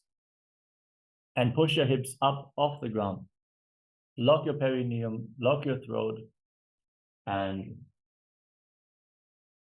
gaze towards the tip of the nose as you visualize yourself as sturdy as a bridge in Viparapita. Pratikriyayutan Dvandva Pitha Sarva Balapradam Garbhininam Durbalanam Idikargi Jagadanun Paryankasana. Now bring your hands over top of your shoulders with your fingers pointing towards your feet. Push your hips up off the ground and walk your hands and feet closer together. Raise your hips even more as you breathe through your nose. Lead the prana along your spine. Lead it along the spine and visualize yourself as sturdy as stone furniture. Uttana Shenamastatalabhyam Bhumim Ashtabhyam Padatalabhyam Bhumin Dhritva Shortanasana. Now lay down on your back and pull your knees towards your chest. Place your hands on the respective shoulders and move your hips in a circular motion as you visualize yourself as a dog. Playfully roll around on your back. Chavavat Shariram Samstapya Januni Sammilya Na Bhuvanija Astabhyam Tandaram Badva Ramajit Shvottanam Bhavati Viparita Karani. Now raise your legs, point your toes to the sky, and raise your hips off the mat. Support your balance with your arms flat on the ground. As you move your hips in a circular motion, visualize Swamiji in your inner space and breathe in Mocha Kumbhaka. Bhutare Sashiro Dattva Fenage Charanadvayam Viparita Krati Chaisha Sarvatantreshu Gopita Viparita Karani 2. Now stop the movement of your legs. Hold this position. Point your toes up to the sky and visualize Swamiji in your inner space. Karani Viparitapkhya Sarvadhivyadhinashini Nityam Abhyasa Yuktasya Jatarabdhi Vivardhani Langalasana. Now drop your toes down over top of your head. Interlock your hands behind your back and push them into the ground as you visualize yourself as a plow in Langalasana.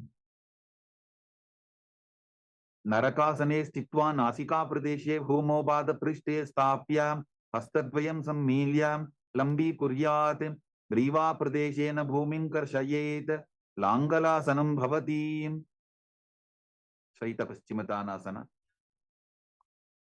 Now from the same position, hold onto your feet over top of your head and visualize Paramashiva in your inner space, as this is one of the 84 asanas revealed directly by Lord Paramashiva himself.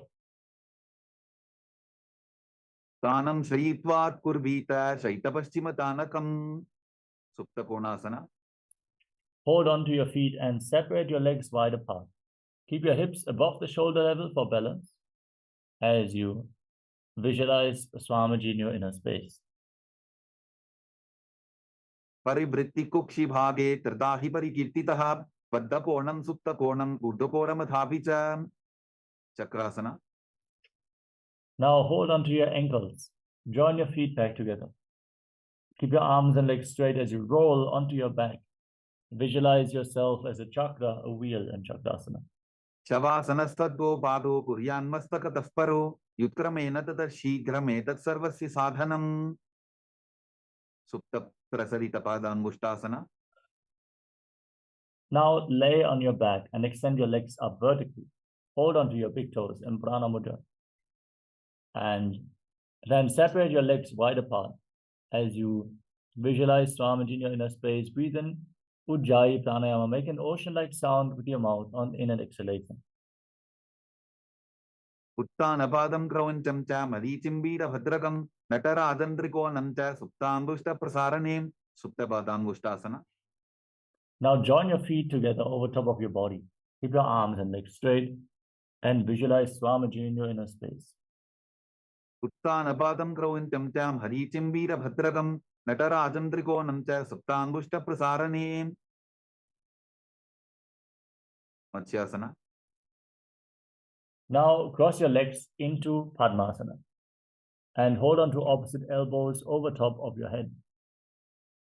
Gaze towards the tip of the nose as you visualize Matsya, the fish avatar of Lord Vishnu. गुप्तपद्मासनं कृत्वा उत्तानशयनं चरेत् ऊर्पराभ्यां शिरो वेष्ट्या मत्स्यासनं तु रोगः. परशुरामासना. Now place the back side of the right hand on top of the left palm over top of your head. Maintain your legs in Padmasana. Gaze to your nose and visualize Lord Rama in your inner space. प्रथमकरे पद्मासन आचे सूधो सोवे भूपरिपाचे. सर्वांगासना. Now raise your knees off the ground. Support your lower back with your hands.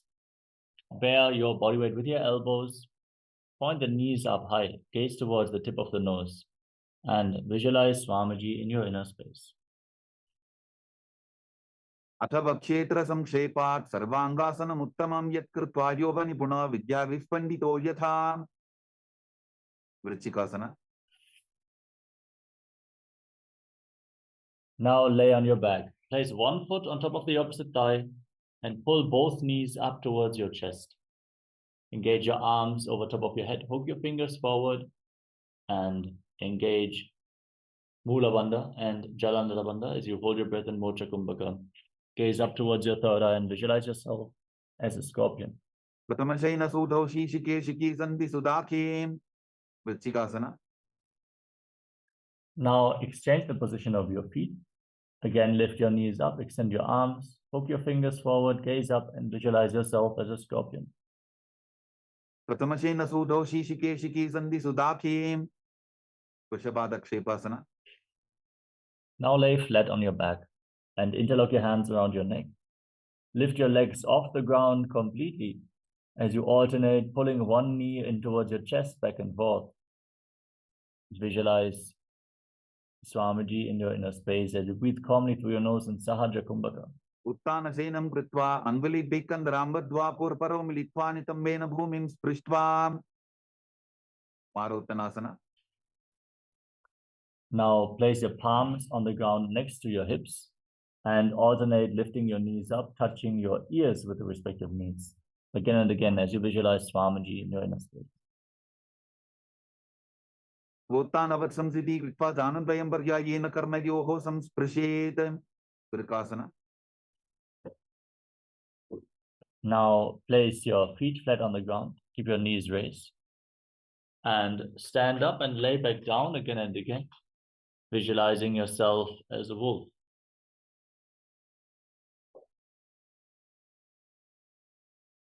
उत्तानशीनं कृत्वा पादतलाभ्यां भूमिं धृत्वा उत्तिष्ठेत्. वृकासनं भवति. Now from a squatting position, roll backwards again and again, all the way as you visualize Swamiji in Lutasana. लूटासना. उत्तानशयनं पादौ शिर उल्लङ्घ्य भूमौ स्थापयित्वा निब्जं भूयादिनिब्जं शयनं. सरठासना.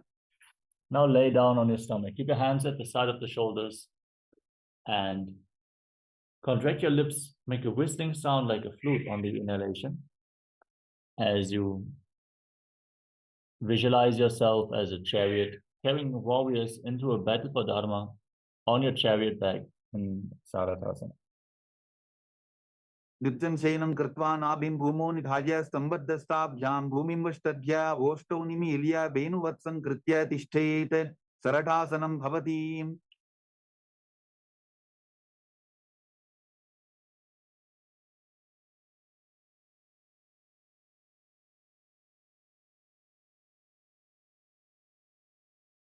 देहल्युल्लङ्घनासना.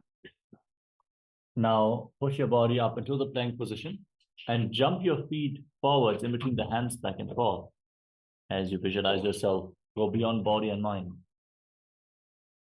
हस्तद्वयं बद्ध्वा तन्मध्यचरणद्वयम् उड्डानैव बहिरानीय अतनजेत्. देहल्युल्लङ्घनं भवति. जात्यासना. Now stand up and lean forward and down. Place your palms on the mat and walk around on hands and feet as you visualize yourself as a wise 60-year-old elephant. अथ च आत्यासनं वक्षे येन चातिस्परो भवेत् हस्तान्द्रिभूमोचकमनम् आगमनं ततः सर्पासना. Rise up and stand in Arimandi posture, heels together, toes pointing outwards and knees bent. Raise your arms to the shoulder level and rotate your arms around your body as you move your head in all directions in Lolitika Karana.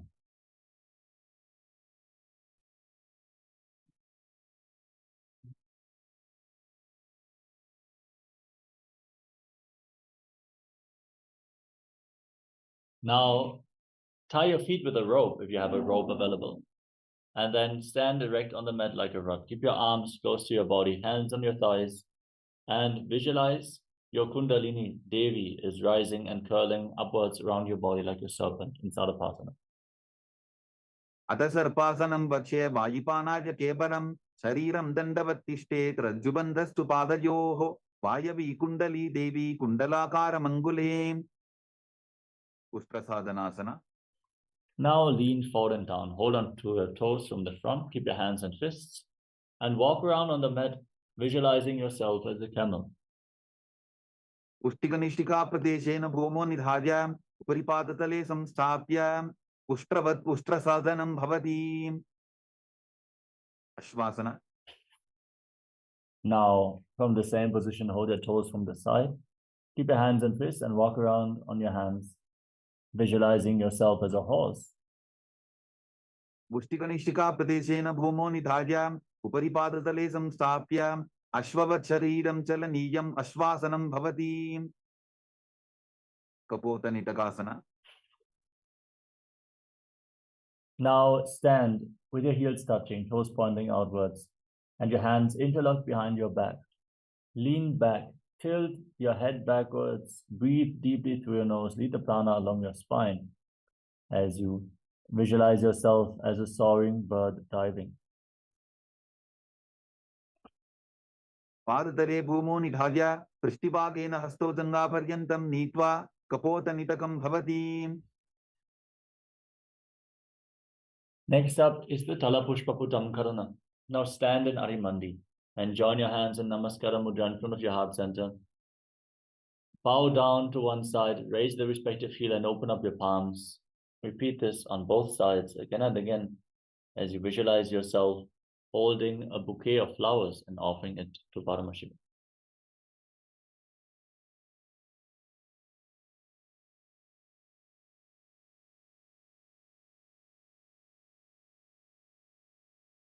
खड्गासना. Now stand on the mat, gaze to your nose, and visualize yourself as a rhinoceros. Lay down on your stomach and jump your feet back up towards your hands and stand with your hands slightly extended away from your body in Namaskara Mudra, resembling the horn of the rhinoceros. लुचसरतमासनं कृत्वा पादतलाभ्यां भूमिं वष्टभ्य उत्तिष्ठेत् खड्गासनं भवति. उत्थानोत्थानं.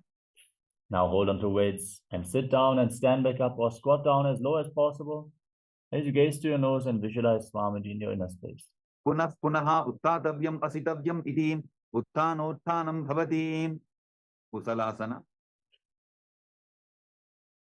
Now raise your arms up over top of your head and jump repeatedly, visualizing yourself as a mace. सरलं स्थित्वा ऊर्ध्वम्बाहुनयेत् वारं वारम् उड्डानं कृत्वा नद्येत् कुशलासनं भवति. शीर्षकासना. Now hold on to one foot and pull it up towards your chest. Sit down and stand back up on the other leg. Alternate both sides as you gaze to your nose and visualize Swamiji. एकैकं पादतलं कुक्षु निधाय तिष्ठेत् उत्शीर्षकं भवति. ताण्डवासना. Next up is Parshvajanu Karana. Now keep the toes of the right foot pointing outwards and lift the left knee towards your chest. And circle the raised knee with your arm and keep the other hand on the inner thigh.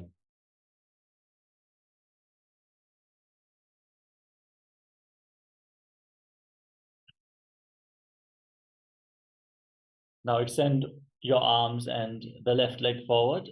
Visualize yourself fiercely dancing as Lord Shiva as you sit down and stand back up in Dandavasana. Ekena padena statavyam Tandavasanam bhavati. Brahmanasana. Now bring the left foot on top of the right thigh and keep your hands at the side of your knees. Visualize Lord Brahma is blessing you from within. Brahmanasana vakshe yatkritva brahmano bhavet ekapadamaro datva tishtetanda pratarbuvi. Garvasana 3. Now lift the left foot over and around the right knee. Tuck the toes behind the calf. Bring the left arm below the right and join your hands in Namaskara Mudra as you visualize yourself as Lord Garuda. Uttana kurma pitham cha saimhatkarudam evacha bata dinam gomukham cha bharatvasan trivikramam. Ekapadasana. Now place the left foot on the right thigh and keep your hands at the side in a relaxed manner. Visualize Swamiji in your inner space. Dakshang grimbama padasya dangopari nidhajitam. Dhurvasana. Now hold on to the big toe of the left foot and extend the leg out of the side as you quickly rotate on the standing leg. Visualize yourself as the North Pole Star. Ekena hastena dandarupasya ekasya padasya brahm dhritva itarpadatalam gomo nidhagyam tvaraya brahmanam kartavyam dhruvasanam bhavati. Trivikramasana. Now lift one leg up behind your neck. Stand tall, sit down, and stand back up. You can hold on to a solid object for support. You can also lift the leg over top of your shoulder or pull it towards your chest. Of course, you cannot bring it behind your neck. Then sit down and stand back up. Visualize that Vishnu is blessing you from within. Trivayam padam samstapya sadhavyam uttadavyam trivikramasanam bhavati. Andavasana. Now, keep the toes of the left foot pointing outwards and pull the right knee towards your chest and circle it with the respective arm. The other hand on the thigh in Parshvajanukarana on the other side.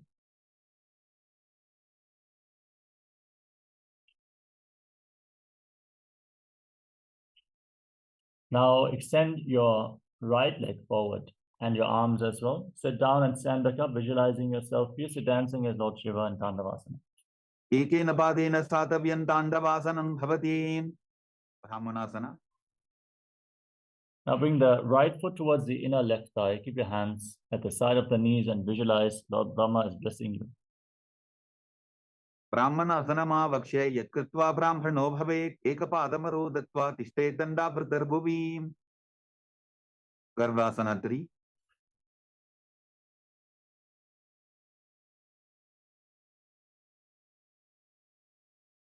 Now bring the right leg over and around the left knee. Tuck the toes behind the calf and bring the right arm below the left. Join your hands in Namaskara Mudra, visualizing yourself as Lord Garuda.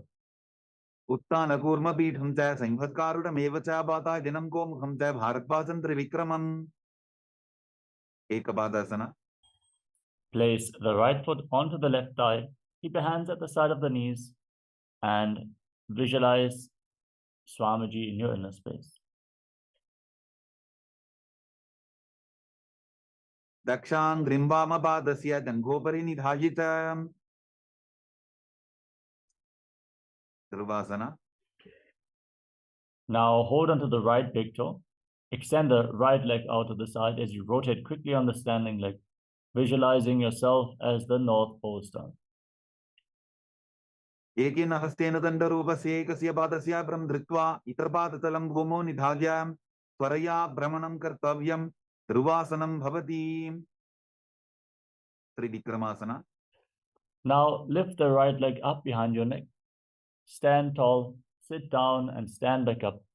Visualize Lord Vishnu is blessing you as you perform the 3 steps of Lord Vishnu in Trivikramasana. Trivayam padam samstapya sadhavyam uttadavyam trivikramasanam bhavati.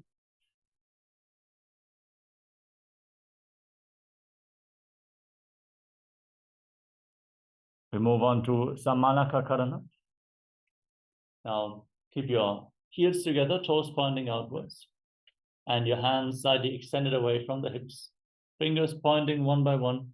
Breathe calmly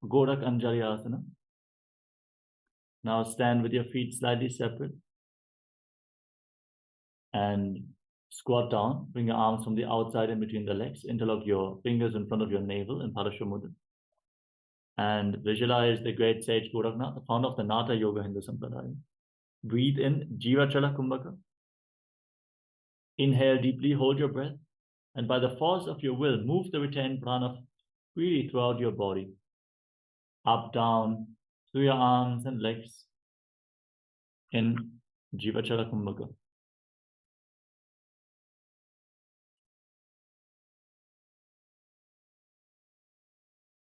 गोरखंडिली आसना प्रथम ही वो हो ये बाहुरी नीचोपनि होवे कांचासना. Now, from a squatting position, interlock your arms around your lower back and squat down all the way as you visualize Swamiji in your inner space. ऊर्ध्वमध्यात् हस्तौ निवेश्य नितम्बं धृत्वा पादतलाभ्यां भूमिम् अष्टभ्य. Breathwork. Now bring your heels together and squat down. Bring your heels close towards your perineum and interlock your arms around your lower back as you gaze towards your navel, visualizing Bhagavan Kala Bhairava, the Lord of Time. टोबू बक की तलिया की माहिली को और मिलाई ही बना बानी उकर मोड़ वैसे. वराहासना. Now separate your feet, join your palms in Anjali Mudra behind your head with the fingers pointing down towards the ground. Gaze towards your nose and visualize yourself as the boar incarnation of Mahavishnu, Varaha and Varahasana. पाककली की माहिली पोरी मिलाई बना बानी उकर वैसे. प्रबीतासना. Now hold on to your big toes in Prana Mudra and raise your hips to the same level as your knees. Visualize Swamiji in your inner space. पार्श्वित्वय सम्मील्य स्थित्वा नितम्बं दानप्रदेश आनीय तिष्ठेत् त्रिपीठासनं भवति. Bakasana. Now place your palms on the ground, bring your knees onto your arms towards your armpits. Lean forward, find balance, and lift your feet off the ground as you visualize yourself as a crow. हस्ताभ्यामौ निमवष्टभ्य जानुद्वयं नाभौ सम्मील्य. तुष्टांग कपालियासना. Now place your head on the ground, form a triangle between your head and your hands. Keep your knees on your elbows, raise your hips above your shoulders, and then cross your legs into Padmasana. Gaze towards the tip of your nose and visualize Swamiji in your inner space. आसन कोवल कपार आछो होगी. उत्तासना. Gently lower your legs down. Come to a kneeling position. Sit in between your heels with the top of your feet flat on the mat. Place your hands on the respective knees and visualize that you are sitting in the secret seat with Paramashiva and Guru as you gaze to the tip of the nose. जानो गोरंतरे पादौ कृत्वा पादौ च गोपजेते. Vrikshasana 2.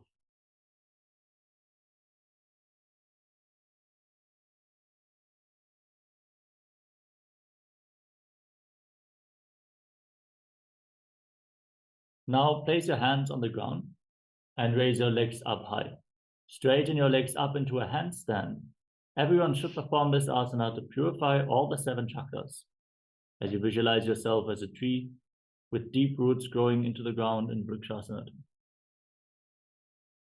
तत्तचक्रक्षालनाय vrikshasana विशेषकाञ्चन इन्द्रियदादाढ्य कोणभेदान् समभ्यसेत्. शिबुआसना. From the same position, gaze towards your third eye and visualize Tejas, shining light, is flowing towards your third eye, rejuvenating your body. दोगो बबचोड़ी माही कुल्फ मिलाये. मत्स्यासना 2. Now gently lower your legs down. Keep your hands on the ground, shoulder width apart, and step your feet back into a plank position. Lower your body down and push it back up again and again as you visualize yourself as a fish. नित्यं शयनं कुर्वरो पार्श्वभावाय मूर्धवृत्त्या हस्ततलाभ्यां भूमिं वष्टभ्य वारं वारम् उड्डानं कुर्यात्. मत्स्यासनं भवति. सर्पासना 2. Now lay down on your stomach. Keep your hands on your hips and lift your head and chest from side to side as you visualize yourself as a snake calmly breathe through your nose in Sahaja Kumbhaka. Didyam shenam krutva hastonitamam samstapya padodiki kritya sammilayan purasasantavyam sarpasanam bhavati. Nidalambhanasana. Now place your elbows on the ground, bring your hands into Padma Mudra, rest your chin on your hands, and visualize that you are self-supported, completely independent in Nidalambhanasana.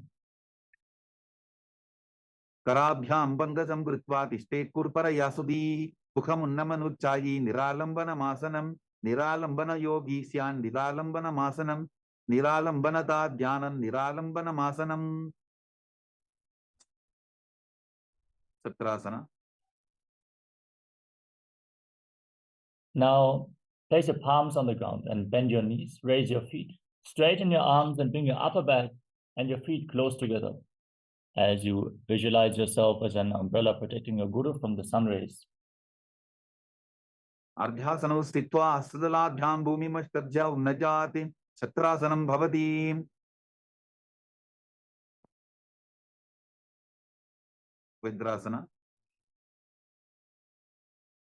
Now place the top of the feet flat on the mat and sit on your heels. Extend your arms out in front of you and place your forehead and your palms on the mat as you gaze to your nose and visualize yourself as Vajra, the weapon of Indra, symbolizing indestructibility. Idani imgarbini nam yogabhyaso yathalahu sudha prasavalabhaya prochate prapta nepati dandapadda bharadvajay veerabhadra samanito asana anisada pudya sudirghaire cha purapayihi. Veshasana. Now raise your hips, straighten your legs, keep your arms on the ground and alternate striking the ground with your hands as you visualize yourself as powerful as a ram. Gudasana samsito eteikam bahum bhomo taladhyete veshasanam bhavati. Ajasana. Now, from the same position, with your hands on the ground, raise your legs up over top of your body and lower your face down to the mat as you visualize yourself as unborn, existing for all eternity. Gudasana samsito bhadatay mantrale kritya vastakena bhumim sprashyete. Dhanantarasana. Now come to a kneeling position. Hold on to your feet and pull them in towards your perineum. Then place your hands on top of your knees. Gaze towards the tip of the nose and visualize Swamiji in your inner space. Purava vidhi parihatabki kakasicho phana saramodi pataki anguli agrimer lagave.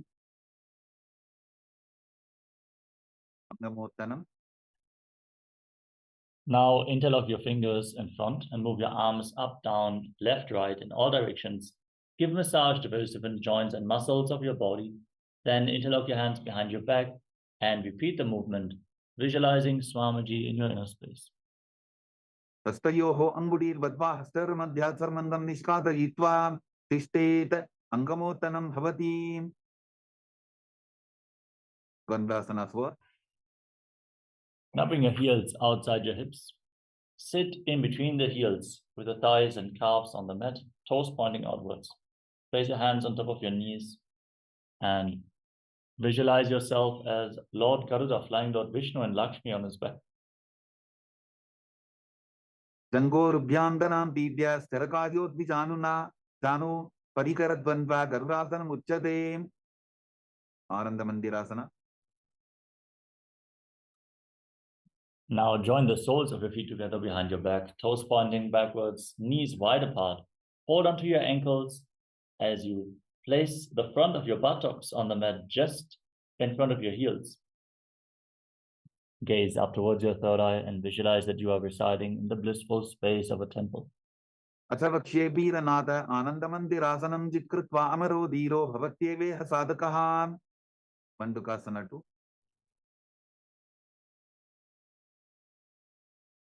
Now cross your feet and sit on the raised heel. Place your hands underneath your knees and press your tongue up flat against the palate of your mouth in Mandukya Mudra.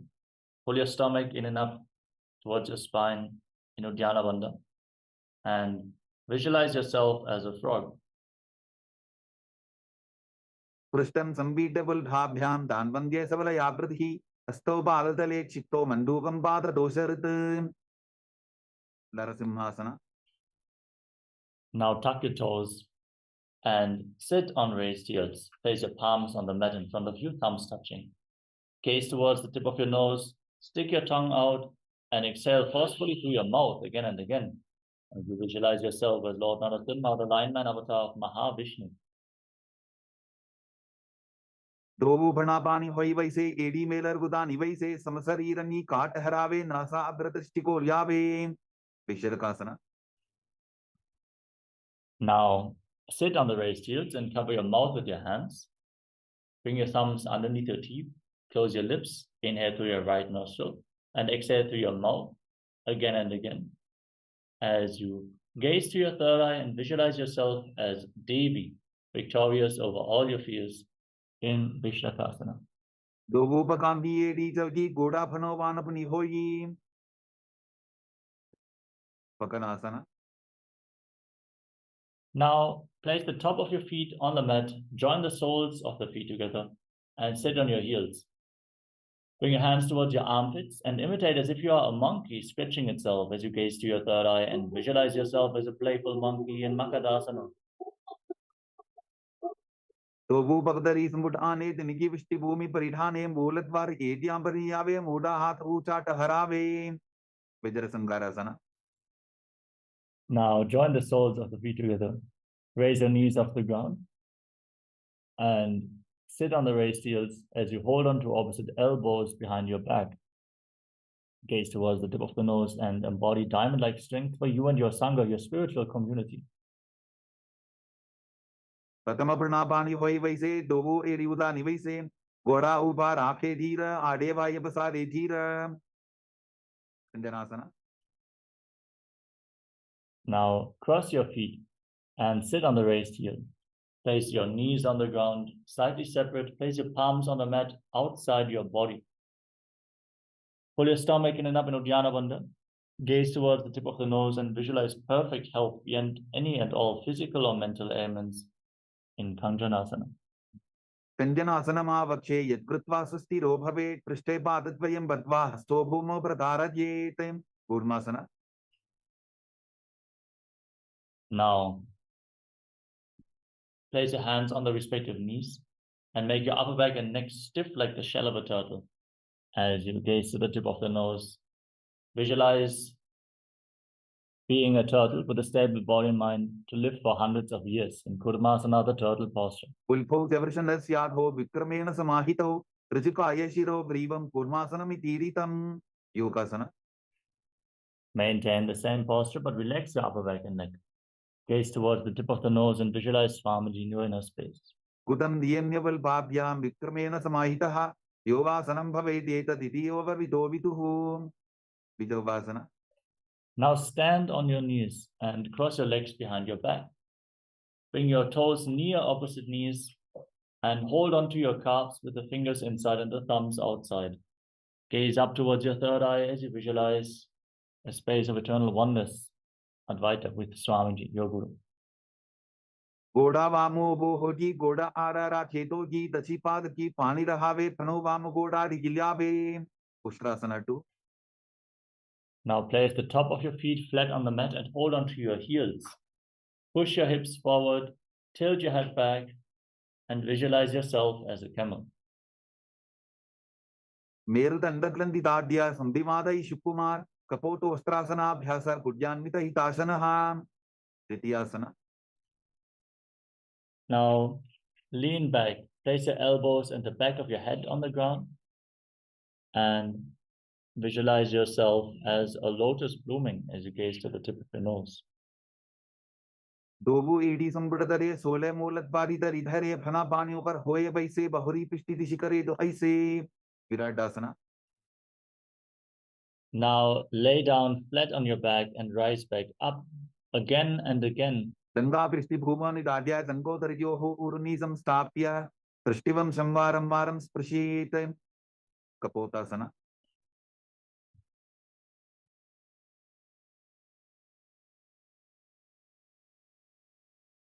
Now Lean back, bring your arms over top of your shoulders, the forearms on the ground. Hold on to your feet and bring your head in between your heels as you visualize yourself as a beautiful dove. Verudandagrandhiradya sampipadai shippuman tapoto ashtrasanabhyasa kurjanmita hitasanaha. Varasana.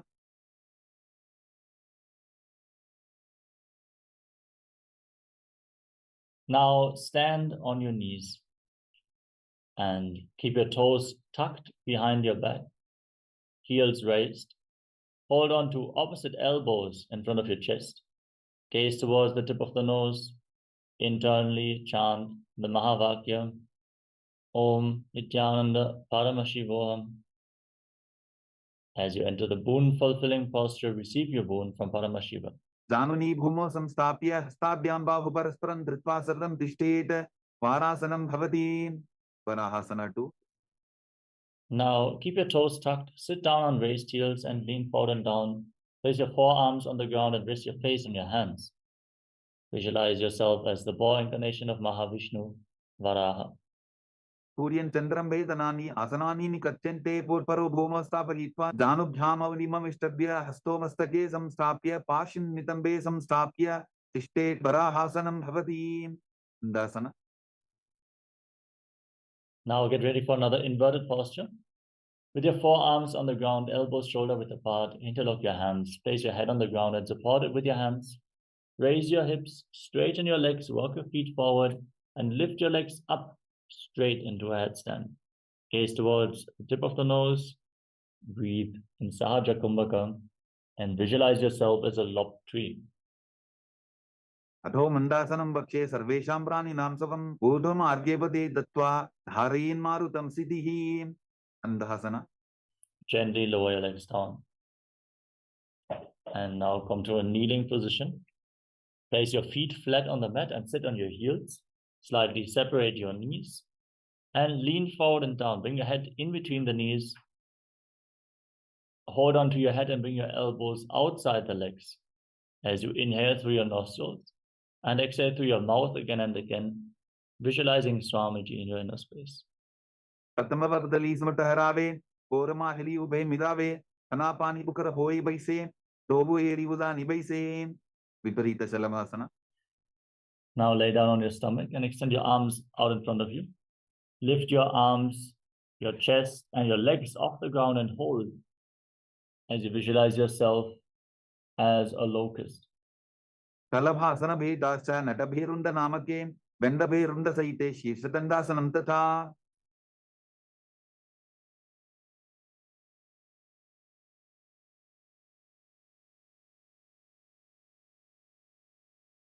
Kapalasana.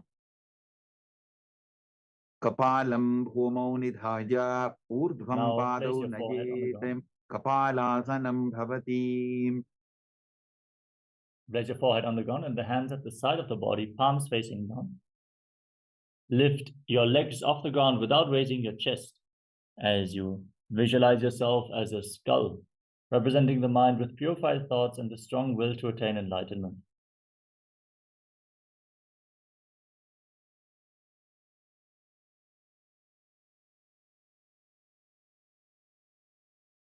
Now kick your legs up over top of your body and try to place your feet down on the mat in front of your face as you visualize yourself as a free and open dove in Akasha Kapotasana. Akasha Kapotasana. Ustrasane Stitva Charno Humeru Tapya Mastakopari Nitva Prishta Pradeshana Bhumo Stapayet Akasha Kapotam Bhavati. Chetavasana. Now come to a kneeling position. Lean forward and down, place your forearms on the mat, your navel onto the knees as you visualize yourself as a sparrow. Urbarabadyanto Hastodha Taravoltabhya Januni Nabhusam Kunjya. Vrishikasana 2. With your forearms on the ground, kick your legs up, bend your knees and try to touch your head, the back of your head with your feet as you visualize yourself as a scorpion.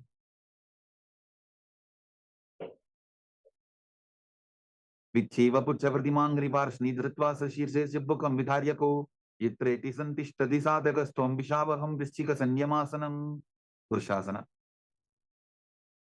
Now lower your legs down and sit down on the right heel. Keep the left foot outside the hip, toes pointing to the side. Place your hands on the ground in front of your knees and gaze forward in Vaishnavi Mudra, not focusing on any external happenings, just focus on your inner space. Forcefully inhale through your nostrils, hold your breath for a short while, and then again slowly exhale through your nose and Antaranga Kumbhaka as you visualize yourself as a bull. यान्विवल्भेपाद मूले वामभागेपदेतरं विपरीतं स्पृशेत् भूमिं वृषासनमिदं भवेत्. लोलासना. Now lift your body off the ground and cross the toes of the left foot over the right. Hold this position as you visualize Swamiji. लोलासनं तदा पुर्यात् वायुलोलापघातनात् स्थिरवायुप्रसादेन स्थिरचेता भवेत्. वृषासना. Now sit down on the left heel and keep the right foot outside the hip. Repeat Vrishasana, the bull posture on the other side. यामिवल्भेपादमूले वामभागेवदेतरं विपरीतं स्पृशेत् भूमिं वृषासनमिदं भवेत्. बालवनासना. Now place the right foot flat on the mat and tuck the toes of the left foot. Sit on the left heel. Hands on the knees, gaze forward and visualize Balagunahaya, one of the 84 siddhas in your inner space. Asana kovada terabika rajagi. Grahasana. Now stand up, squat down and bring your hands from the inside through the legs. Hold onto your ankles from the outside as you visualize yourself as the entire planet. Adade bhumo samstapya dana madhye purparo stapya hastabhyam gulpa pradesho drikpa tishtete grahasanam bhavati. Balavunasana. Now sit down on the heel of the right foot with the toes tucked, left knee against your chest in Balagunasana on the other side. Asana kovada terabika rajagi. Utkatasana. Now step both feet in towards your body. Keep your knees together, hands on the knees, holding onto weights if you have them available, as you visualize Swamiji in your inner space. Ijas pijaustiyata urvachano yitrasane padatalagvayo parim. Vajrasangarasana 2. Now, with the soles of the feet together, separate your knees and hold on to opposite elbows behind your back as you visualize Swamiji in your inner space.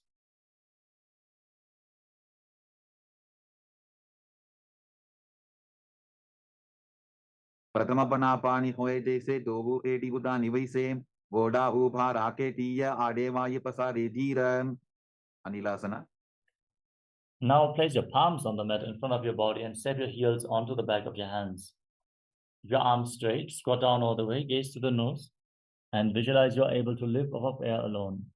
दो हाथ भूमि पर ठाने कहनी जाड़ी ना भी लगाने फना दो ऐसे विधि करे पिष्टि हथेलियां की परिधरे. पादुकासना. Now place the back of your hands on the ground and step your feet onto your palms. Wrap your hands around the feet like shoes and walk around visualizing you're wearing padukas walking across India. हस्ततरयोः पादतले कृत्वा तिष्ठेत् गच्छेत् पादुकासनं भवति. कुक्कुटोड्डानासना. Now place your palms down and kick your legs up and let them fall back down again and again as you visualize yourself as a rooster. हस्ततले भूमौ कृत्वा पादतले च ऊर्ध्वमुड्डानं कृत्वा भूमौ पतेत्. विपरीत नृत्यासना.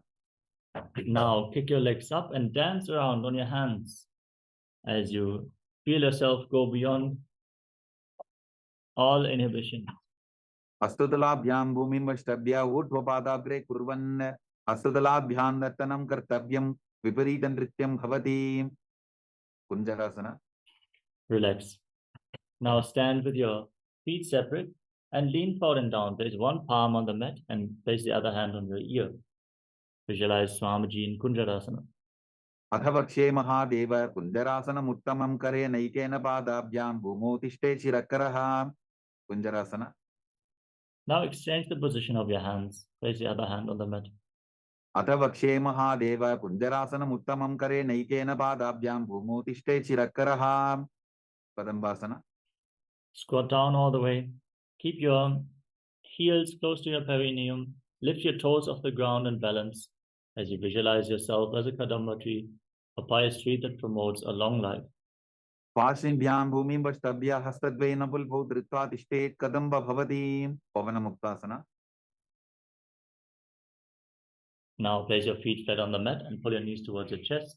Breathe deeply as you visualize any excess water being released from a balance within your system. Dvayostupada panin lakvasasani tambage janani vakshasi sadar babhrati karavandanai. Sakorasana. Now lift the right leg behind your neck and keep your hands at the side of the body. Extend the left leg forward and up as you lift your entire body off the ground. Gaze to your third eye and visualize yourself as a powerful source of energy. Purvata anamtadashpada pitham vadrasanam tata sakorakrauntasalabha budangamapi vrishchikam. Dhanurasana 2. Now hold onto your big toes and pull the right foot towards your ear as if you're pulling a bowstring while visualizing yourself as a bow. Padangushto tu panibhyam drhitva sravanavadhi. Ashtavakrasana. Now lift the right leg over top of the respective shoulder and hook the left foot on top. Lean forward as you lift your body off the ground. Visualize yourself as a flying crane. Pasishtamadakaundinyam urdupukuta vevacha ashtavakramathotanam mayuram setu bandhanam. Pranasana. Now place the right foot flat on the mat and bring the left foot on top of the right thigh. Bring your right shoulder underneath the raised knee and push the left knee down as you gaze up and visualize you're immortal, able to exist solely on prana. Etat prabhedam vakshami karoti yasa chamaraha ekapadamuro badva skandhenyapadakshanam. Pashvamatyendrasana. Now place the left foot outside the right hip and step the right foot over top of the left knee. Twist your left elbow outside the raised knee. Bring the hand below to interlock your hands behind your back. Twist your spine, gaze up, and visualize Sage Nithyananda. Pashvabhyam dittade yastu pashvamatsendra muttamam. Sakorasana.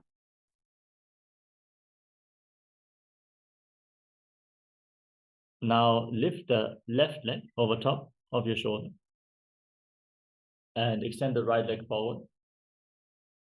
Place your hands on the ground and lift your entire body off the mat as you gaze to your third eye and visualize yourself as a powerful source of energy. Purvata anamtadashpada pitham vadrasanam tata sakorakrauntasalabha budangamapi vrishchikam. Dhanurasana 2. Now pull the left foot towards your ear as if you're pulling a bowstring. With the right leg extended, visualize yourself as a bow in Dhanurasana 2. Padangushto tu panibhyam drhitva sravanavadhi. Ashtavakrasana.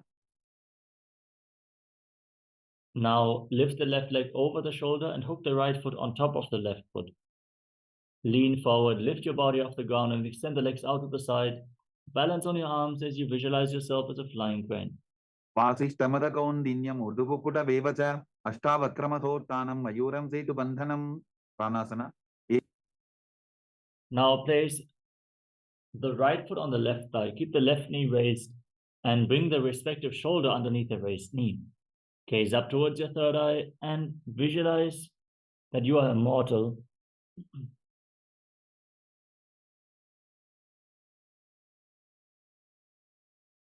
And able to exist solely on prana, in pranasana. Etat prabhedam vakshami karoti yasa chamaraha ekapadamuro badva skandhenyapadakshanam. Pashvamatyendrasana. Now bring the right foot to the left hip and step the left foot over the right knee. Twist your right elbow around the raised knee and bring the hand below the knee to interlock your hands behind your back as you bring the left arm around your back. Gaze up towards your third eye and visualize Sage Matsendrata in Parshamatsendrasana. It seems one of the participants is not quite sure how to perform the asana. Mahashukra, Nithyananda, if you could help them, maybe.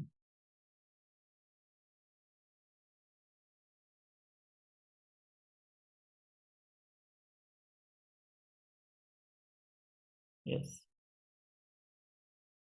Pashvabhyam dittade yastu pashvamatsendra muttamam. Ardhapaschimottanasana. Now extend your left leg forward and bring the right heel against the perineum. Lean forward and down and hold on to the left foot with both hands. Bring your head towards your knee and visualize Swamiji in your inner space. Breathe deeply in Jiva Chala Kumbhaka. Inhale all the way, hold your breath, and then move the retained prana freely throughout your body, upwards, downwards, through your arms and legs. Ekam padam prasadya, ekam padasya parshnaasivani sambhidya hastadvaina prasarita padangushtam dhritva danu parimastakam nyasete ardhapachimatanam bhavati. Samchasana. Now, bring the right foot outside the hip, with the top of the foot flat on the mat, knee on the ground. Hold onto the left foot and extend it forward and up in front of your face as you visualize yourself as a crane. Groundcha. Uttanapadam grauncham cha maricham veerabhadrakam natarajandrikonam cha saptangushta prasarane ardhapachimatanasana. Now, bring the right foot straight and bring the left heel against your perineum. Lean forward and down, hold onto the right foot with both hands. Breathe in Jiva Chala Kumbhaka as you visualize Swamiji in your inner space. Ekam padam prasadya, ekam padasya parshnaasivani sambhidya hastadvaina prasarita padangushtam dhritva danu parimastakam nyasete ardhapachimatanam bhavati. Samchasana. Now bring the left foot outside the hip, the top of the foot flat, knee on the ground, hold onto the right foot and lift it up in front of your face as you visualize yourself as a crane. Uttanapadam grauncham cha maricham veerabhadrakam natarajandrikonam cha saptangushta prasarane swastikasana. Now come to a cross-leg position. Bring your feet in between the thighs and calves, hands on the respective knees. Gaze to your nose and visualize a swastika in your inner space. Janur vorantare samyak vipvapadata guhe ejukaya samasina sastikam tat prasakshate Gorakshasana. Now, cover your heels with your hands, lock your chin to the chest, gaze to the nose, and visualize the great sage Goraknath, founder of the Natha Yoga Hindu Sampradaya.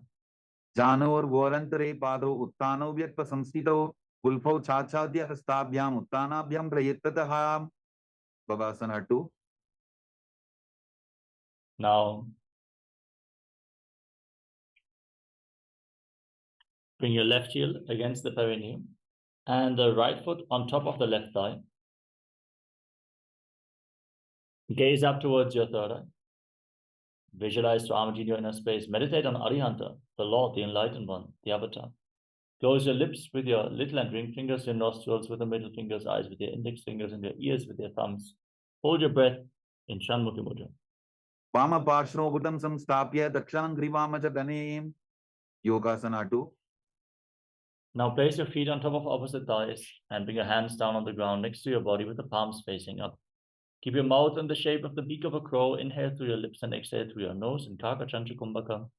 As you gaze to your nose and visualize Swamiji in your inner space. Uttano charano kutva samstapyo pari januno asano pari samstapya chottanam kara jupmakam. Urdhu Kukkutasana. Now place your palms on the mat next to your body. Rotate your hands and lift your entire body off the ground in Padmasana, visualizing yourself as a rooster. Vasishtamata kondinyam urdhu kukkuta vevacha ashtavakramatottanam majuram setu bantanam siddha haratalyasana. From Padmasana, bring your hands through the legs and place your palms on the ground. Don't lift your body up. Stay seated on the mat. Gaze to your nose and visualize Swamiji in your inner space. Pratama Padmasana pokare astudo vo godasan didare ube hatele bhuderi rakhi pocha godasan dime dake. Hamsasana. Now push your hands into the ground, lift your entire body up. Gaze to your nose as you visualize yourself as an elegant swan in Hamsasana. Kukkutasana stitva standaparyantam muru ninitva tishtete hamsasanam bhavati. Karmukasana. Now, with the legs in Padmasana, bring your hands through the legs and lean forward. Push your hands all the way through and lean forward. Place your forehead on the ground. Interlock your hands behind your back as you visualize yourself as Lord Shiva's bow. Pratama Padmasana kopare gora sandima hikar idare tarapatu sri kardobu ane konya upar sandile thane. Kurmasana 2. Now come to the front of your yoga mat with the legs in Padmasana. Raise your knees, bring your hands below, in between the legs, and bend your elbows up. Hold on to your shoulders as you visualize yourself as a turtle with a stable body to live for hundreds of years. By जंग भरत सिनपामा दाई जंग परिवाप by याबान ग्रंथि भेदासना. Now, from the same position, lock your chin to the chest, gaze towards the tip of the nose, and visualize that you are cutting throughout all the granthis, the knots, and your energy channels, freeing the flow of the prana along your spine and granthi vedasana. अथ भक्षे नीलकंठ ग्रंथि भेदासनम शुभम ज्ञात्वा रुद्रो भवे क्षिप्रम सूक्ष्म वायु निषेवनात्. उत्तान Kurmasana. Now roll onto your back. Keep your arms through the legs and hold onto your shoulders as you gaze to the tip of the nose. Embody a turtle laying on its back in Uttana Kurmasana. Kukkutasana बंध्रस्तम कराभ्यांतृत कंधरम Peetham कूर्मवदुत्तानम एतदुत्तान पूर्मकम. पांगु कुक्कुटासना. Now kick your body back up into Padmasana. Bring your hands through the legs, place one palm on the ground, hold its wrist, and lift your entire body off the ground on one arm as you visualize yourself as a rooster. कुक्कुटासने स्थित्वा एकेन हस्तेन अन्यस्य मणिबन्धं धृत्वा. पांगु कुक्कुटासना. Now exchange the position of your hands. Lift your entire body off the ground on the other arm, and Pangu Kukkutasana on the other side. कुक्कुटासने स्थित्वा एकेन हस्तेन अन्यस्य मणिबन्धं धृत्वा. रुद्रासना. Now sit in Padmasana and place your elbows down on your toes, interlock your fingers, place your chin on the hands, and press your thumbs against your throat as you visualize yourself gone beyond all greed and covetous in Vritasana. Janor वोरंतरे पारु उत्तानो व्यक्त संस्थितो कुल्फौ छाछाद्य हस्ताभ्याम उत्तानाभ्याम प्रयत्ततः. पद्मासनात्री. Now place one hand over the other, palms facing up, and rest your hands in your lap.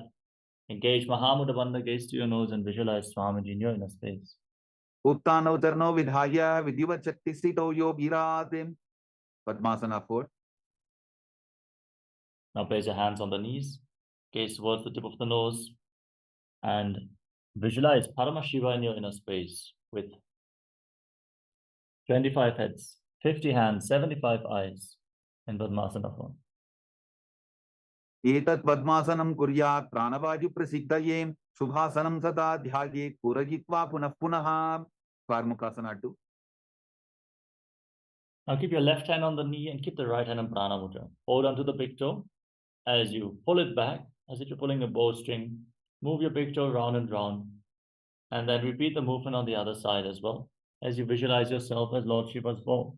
अधान्यासनमा भक्ष्ये योगपूरक रक्षणात् कृत्वा पद्मासनं पाद अंगुष्ठतंगयोस्थितं. कार्मुकासना 3. Now cross your arms behind your back with your feet close to your body in Padmasana. Hold onto the big toes in Prana Mudra as you engage all the bandhas. Gaze to your nose and visualize yourself as Pinaka, Lord Shiva's bow in Karmukasana 3. कार्मुकासनमाक्षित्य उदरे पूरयेत् सुखं हृदवायुर्वसो याति कालेन सूक्ष्मवायुना. दृढासना. From the same position, lift your head, gaze up, and visualize yourself as the power of Paramashiva's third eye. पूर्वभ्यामुपरि स्थाप्य पादयुग्मं प्रयत्ततः दक्षिणं सव्यदेशे च सव्यं दक्षिणदेशके. अग्रासना. Now roll onto your back and keep holding onto your big toes. Gaze to the nose as you visualize yourself as a snake, calmly breathing through your nose in Nagarasana. प्रथम पद्मासन कोठाने दोहु हाथ पाछाने आने पाद अंगूठा पुकरे आनी सोबई कहुन्या पुल्या पानी. कंदुकासना. Now lay on your back, free your arms and legs. Pull your knees towards your chest and circle them with your arms and squeeze your body into a ball as you bring your chin towards your knees. वेत्रासने स्थित्वा हस्तपादान् निष्कुष्य ऊर्ध्वं दध्येत् पृष्ठवंशेन भूमिं पोतयेत्. कंदुकासनं भवति. ऊर्ध्वपवनासना. Now place your feet flat on the mat.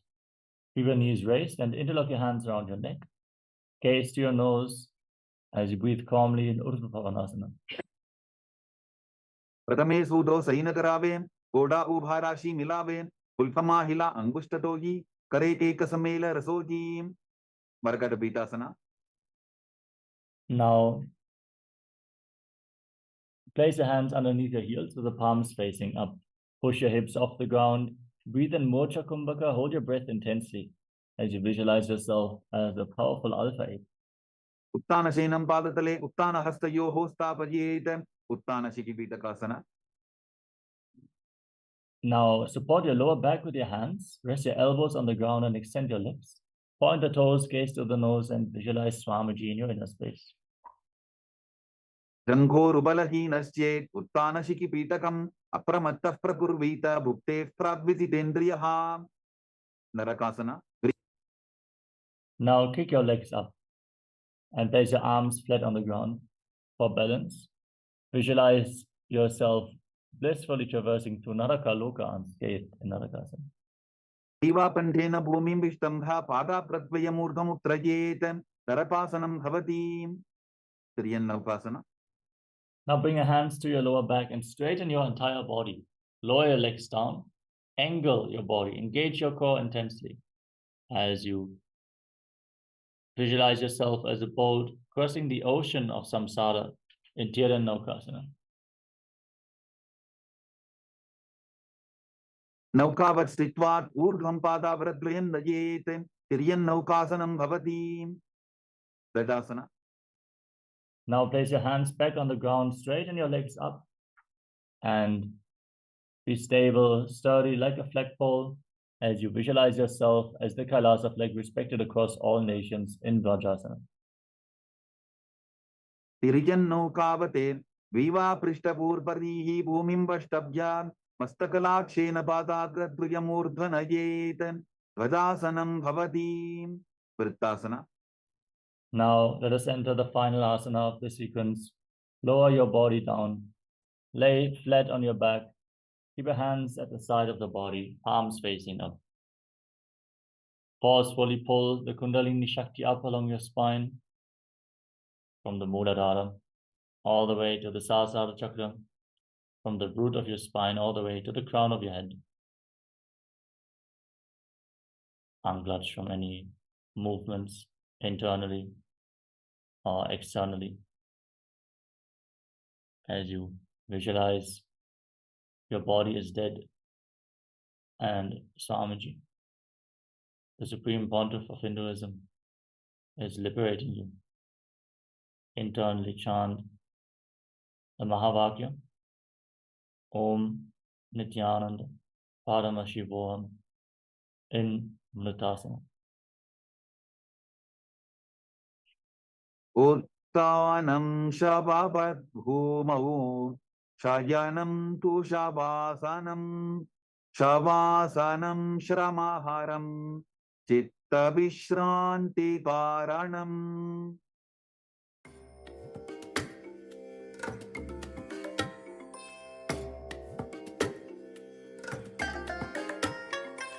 I bless you all. Let you all open all your three eyes and manifest the powers of Mahasadashiva. Om Nithyananda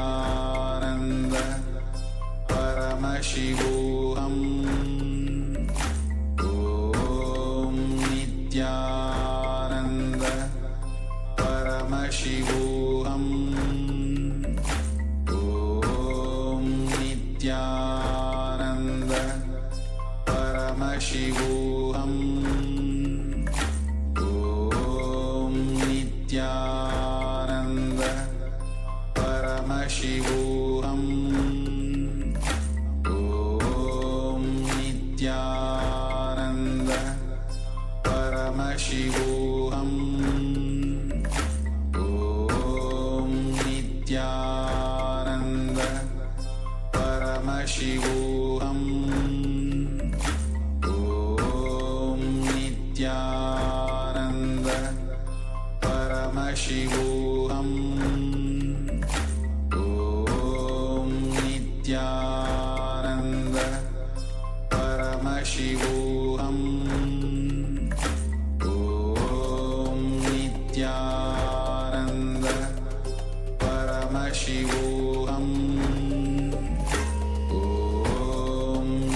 Nithyananda Paramashivoham Om Nithyananda Paramashivoham Om Nithyananda Paramashivoham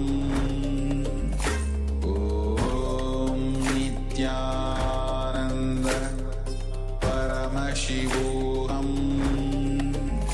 Om Nithyananda Paramashivoham Om Nithyananda Paramashivoham Om Nithyananda Paramashivoham Om Nithyananda Paramashivoham Om Nithyananda Paramashivoham Om Nithyananda Paramashivoham Om Nithyananda Paramashivoham Om Nithyananda Paramashivoham. Now, slowly return to your physical body. Start to wiggle your fingers and toes.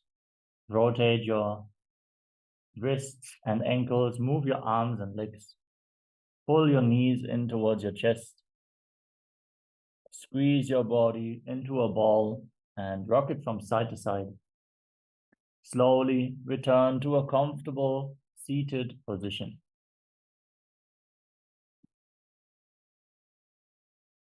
Congratulations, you completed the Dvitiya Vinyasa Krama, the 308 asana sequence of Kalasas Nithyananda Yoga. Thank you all so much for joining us today, and hope to see you all again tomorrow for another round of Dvitiya Vinyasa Krama. Share your experience in the chat. If you experienced any breakthrough in any of the asanas, or you had any other experiences during this Nithyananda Yoga session, let us know.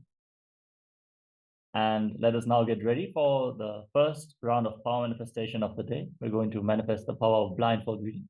So have your blindfold ready and stay tuned. The next acharyas are going to take over in just a moment. As we are now going to conclude this session, sit with your head, neck, and spine in a straight line. Join your hands in Namaskara Mudra in front of your heart center. Close your eyes, take a deep breath, visualize Swamiji as we chant the Purna mantra. Om Purnamadav Purnamidam Purnat Purnamudachyate Purnasya Purnamadaya Purnameva Vashishyate.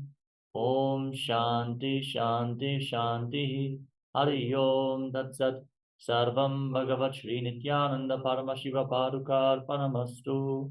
Om Nithyanandam. Thank you all. Nithyanandam.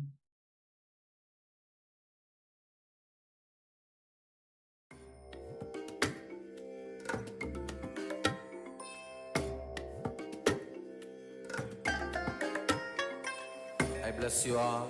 Let you all open all your three eyes and manifest the powers of Mahasudashiva. Om Nithyananda Paramashivoham